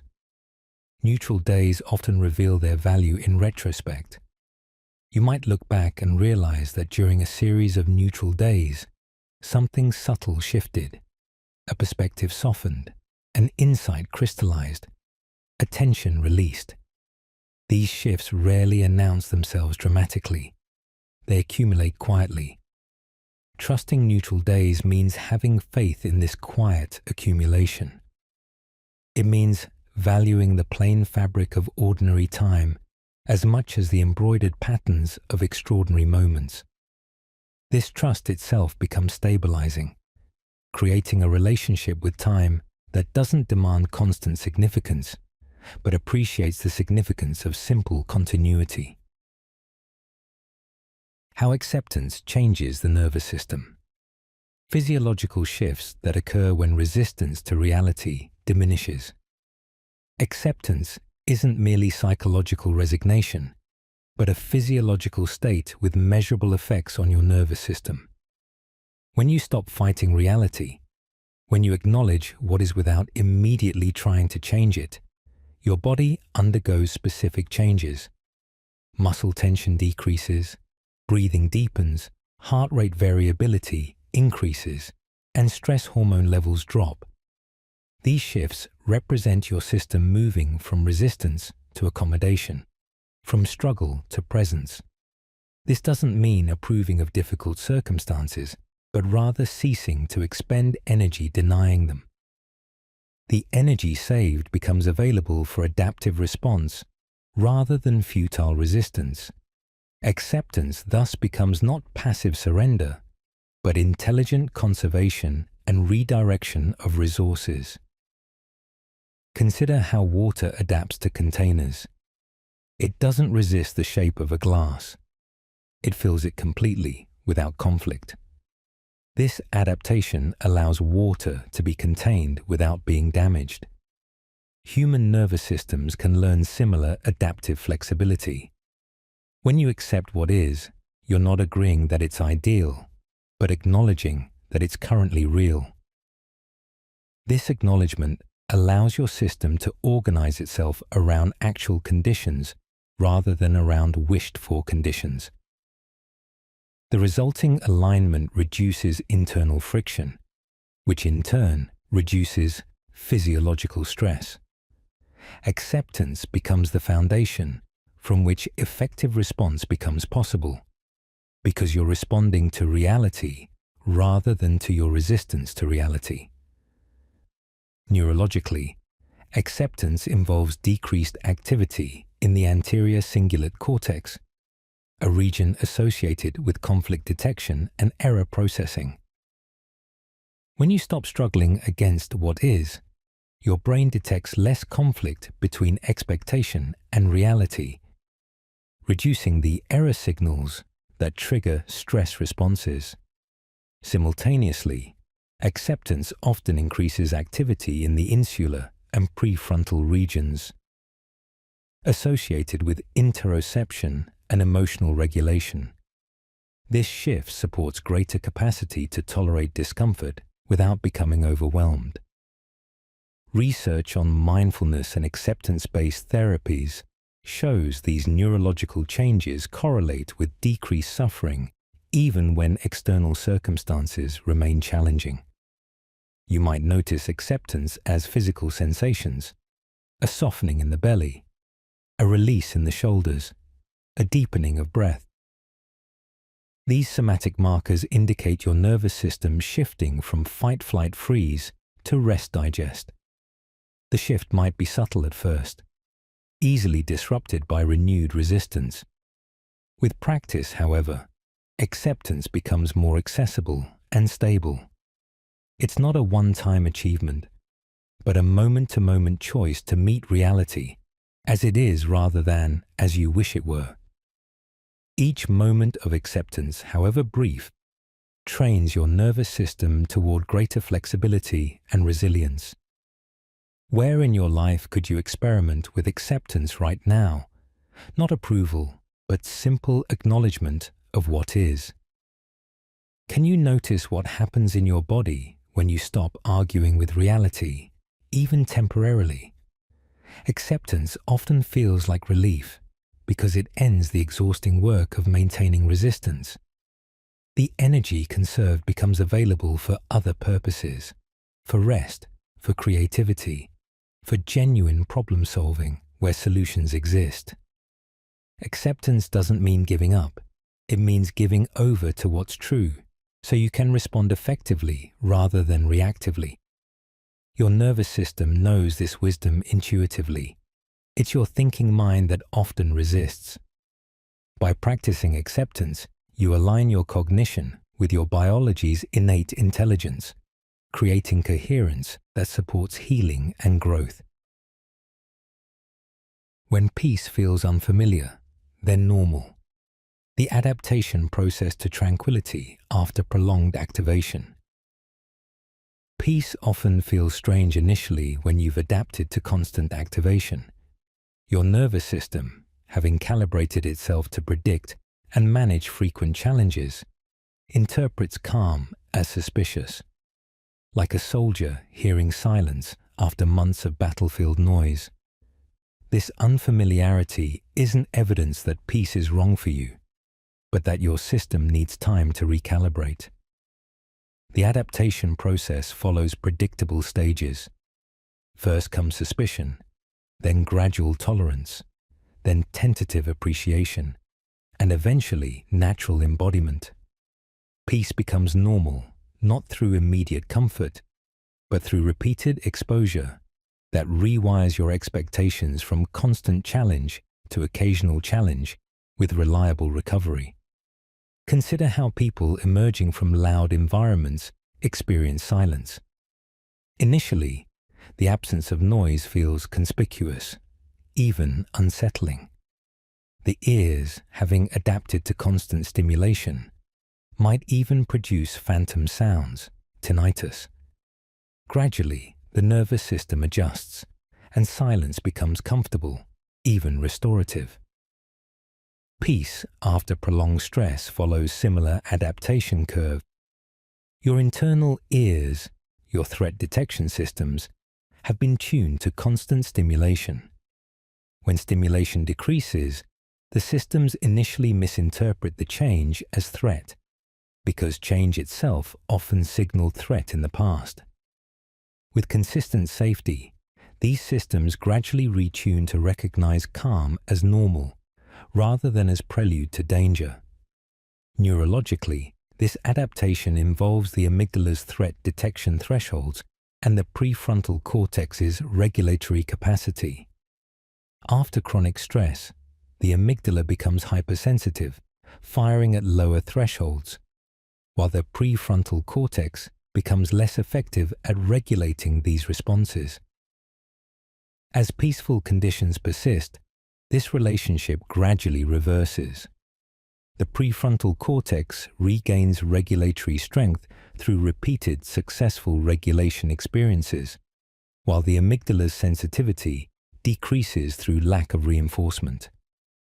This recalibration isn't instantaneous. It requires many repetitions because the brain prioritizes survival learning, threat, over safety learning. Peace must prove itself repeatedly, before becoming the new normal. You might notice this adaptation in small ways. A peaceful moment that initially triggers anxiety, but gradually becomes comfortable. A calm day that first feels eerie, but later feels refreshing. A relaxed state that initially seems vulnerable, but eventually seems natural. These micro-adaptations accumulate into larger shift. The unfamiliar becomes familiar through exposure, not through intellectual understanding. Each time you experience peace without subsequent threat, you strengthen neural pathways that associate calm with safety, rather than with impending danger. Over enough repetitions, peace stops feeling strange and starts feeling like home. Can you recall a moment when peace felt unfamiliar? What happened as you remained in that peaceful state? Did it gradually become more comfortable, or did you interrupt it? The adaptation to peace requires allowing yourself to experience it repeatedly, without immediately filling it with activity or worry. Like acclimating to cold water, the initial shock gives way to bearability, then eventually to refreshment. Your system is learning a new normal, one where threat is occasional rather than constant, where recovery is predictable rather than elusive. This learning happens through lived experience, not through force of will. By simply allowing peaceful moments to occur and noticing what happens as you inhabit them, you participate in this recalibration. Peace becomes normal, not because your circumstances become perfect, but because your nervous system learns that calm is safe enough to inhabit. The long view you didn't have before, temporal perspective that emerges only after sufficient time has passed. After navigating significant transition, a new temporal perspective often emerges, one that stretches further backward and forward than previously possible. This long view doesn't arrive through effort, but through the simple accumulation of lived experience across difficulty. You begin to see your current situation as one point in a longer arc, recognizing patterns that only become visible across sufficient timescale. This expanded perspective doesn't eliminate present moment challenges, but contextualizes them within larger narrative. The long view provides patience, because you've witnessed change over time. It provides compassion, because you recognize that phases pass. It provides wisdom, because you've seen beginnings emerge from what seemed like endings. Consider how landscape appears differently from various elevations. At ground level, you see individual trees, rocks, and streams in detail, but miss the overall pattern. From a hilltop, you see how these elements relate, how the stream connects to the river, how the forest follows the valley, how the path winds toward the horizon. The long view represents this elevated temporal perspective. You're not ignoring ground-level details, but seeing how they fit within larger topography. This perspective emerges naturally after you've traveled enough distance from previous reference points. You've literally moved to higher ground through the passage of time and experience. Neurologically, long-term perspective involves the hippocampus and prefrontal cortex working together to create coherent narratives across extended timeframes. The hippocampus helps consolidate memories into sequential patterns, while the prefrontal cortex helps project these patterns forward. Research on post-traumatic growth shows that people who develop longer temporal perspectives often experience greater meaning and resilience. This expanded timeframe allows for integration of difficult experiences into larger life narratives, rather than experiencing them as disconnected traumatic events. The long view isn't something you choose so much as something that becomes available after sufficient integration has occurred. You might notice this perspective emerging in subtle ways. viewing current challenges as phases rather than permanencies, recognizing that previous difficult periods eventually led somewhere worthwhile, understanding that your capacity to handle difficulty has grown over time. These recognitions don't eliminate present pain, but change your relationship to it. The pain becomes something you're moving through, rather than something you're stuck in. The long view provides confidence that movement is possible because you've witnessed yourself moving through previous challenges. This isn't theoretical optimism, but evidence-based trust earned through lived experience. Looking back over the past year or two, what patterns have become visible that weren't apparent in the midst of events? Can you appreciate this long view as hard-earned wisdom rather than mere passage of time? The perspective you're developing represents integration in action, your mind weaving disparate experiences into coherent narrative across time.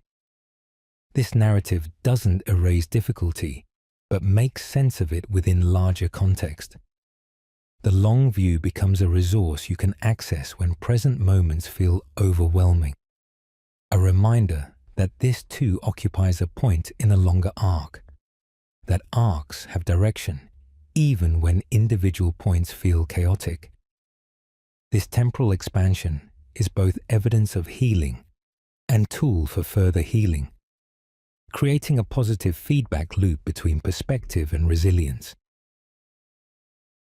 Understanding that nothing needs to be resolved tonight. The permission to let questions remain open as sleep approaches. As day gives way to night, there's profound relief in recognizing that no existential question, no emotional dilemma, no life direction needs definitive resolution before sleep. The cultural pressure for constant progress and closure often extends even into bedtime, turning the pre-sleep mind into a problem-solving workshop. Yet sleep itself serves integrative functions that conscious effort cannot replicate. By releasing the need to resolve anything tonight, you create conditions for natural integration to occur during sleep. The questions can remain open, the dilemmas unresolved, the direction unclear, and you can still rest.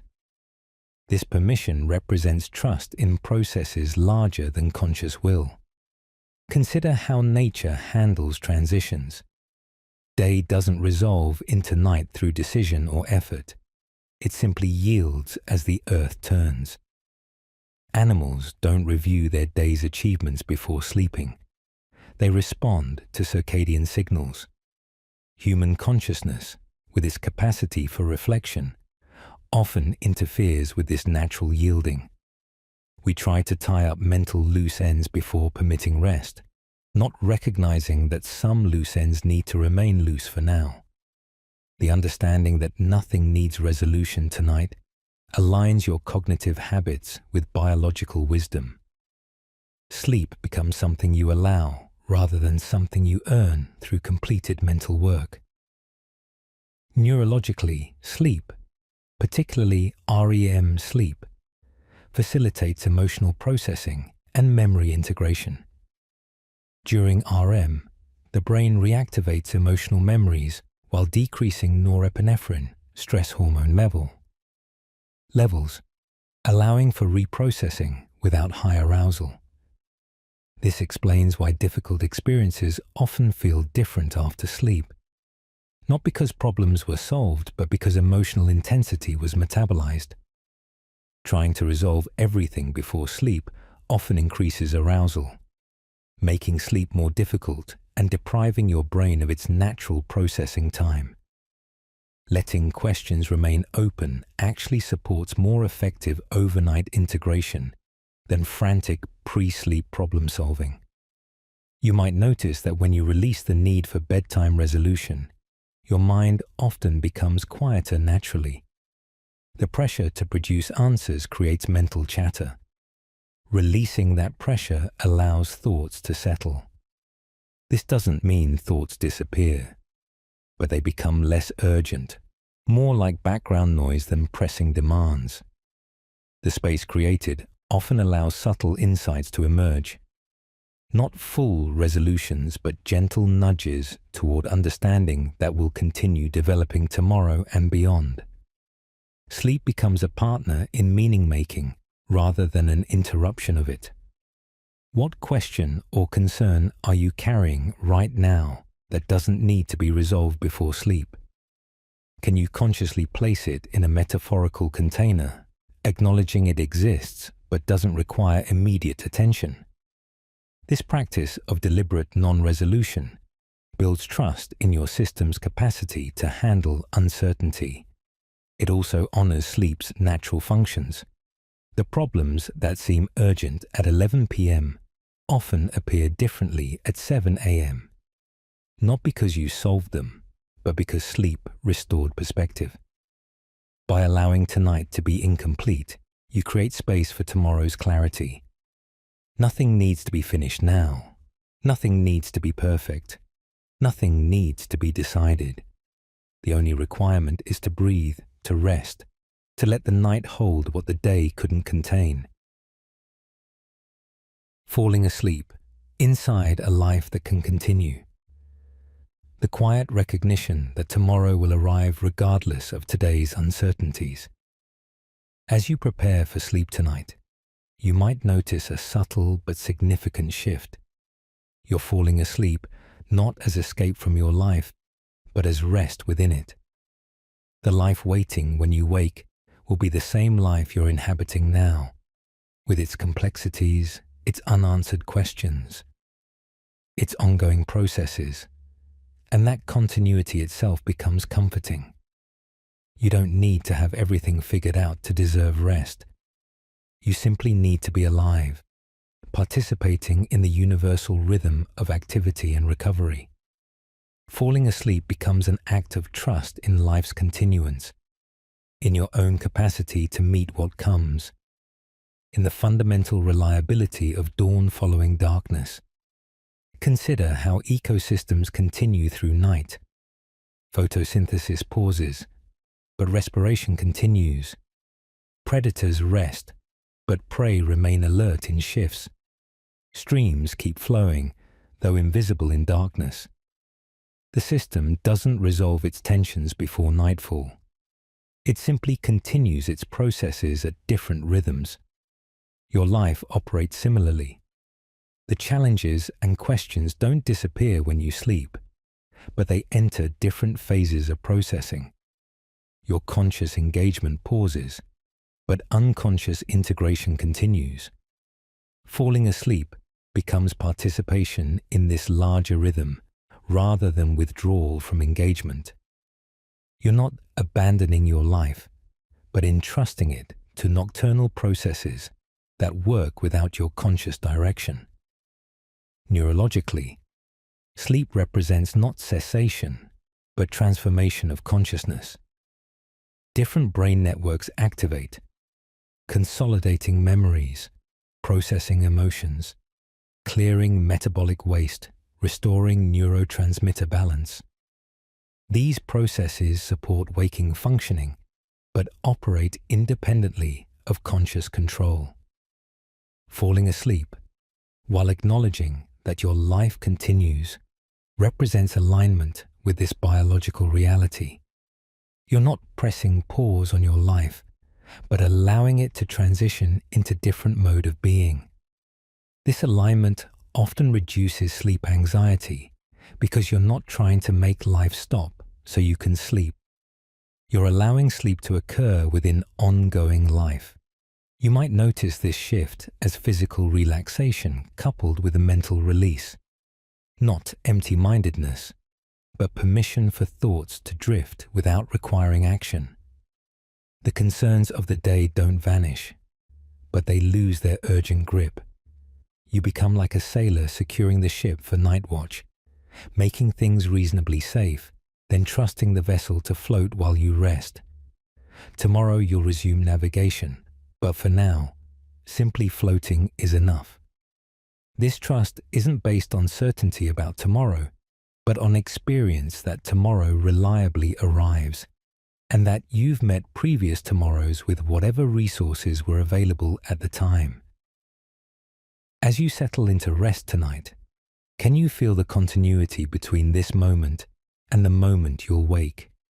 Not as burden, but as reality. The same breath, the same heartbeat, the same consciousness in different state. Your life continues through your unawareness, held by rhythms older than worry, patterns more reliable than plans. Nothing needs to be finished. Nothing needs to be fixed. Nothing needs to be guaranteed.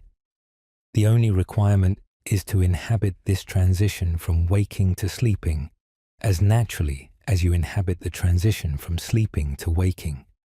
Your life doesn't pause for your rest. It incorporates your rest into its ongoing flow. And in that incorporation, you find the deepest permission to release today and trust tomorrow. The script concludes not with resolution, but with gentle release.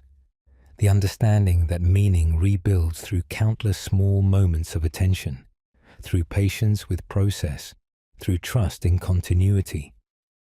These 45 truths aren't instructions to follow, but observations to contemplate. Not solutions to problems, but companions for the journey. They'll mean different things at different times, revealing layers as your own experience deepens. What matters tonight isn't remembering every insight, but simply allowing one or two to resonate in that soft space between wakefulness and sleep. Your mind knows how to integrate what it needs. Your body knows how to restore what's depleted. Your being knows how to continue becoming even when you're not consciously trying. The work of meaning doesn't require your constant effort. It continues in the background, in dreams, in quiet moments, in the simple fact of your continuing presence. Tonight, let that be enough. Let the questions remain open. Let the process continue unseen. Let sleep become the quiet companion to your waking explorations. Sweet dreams.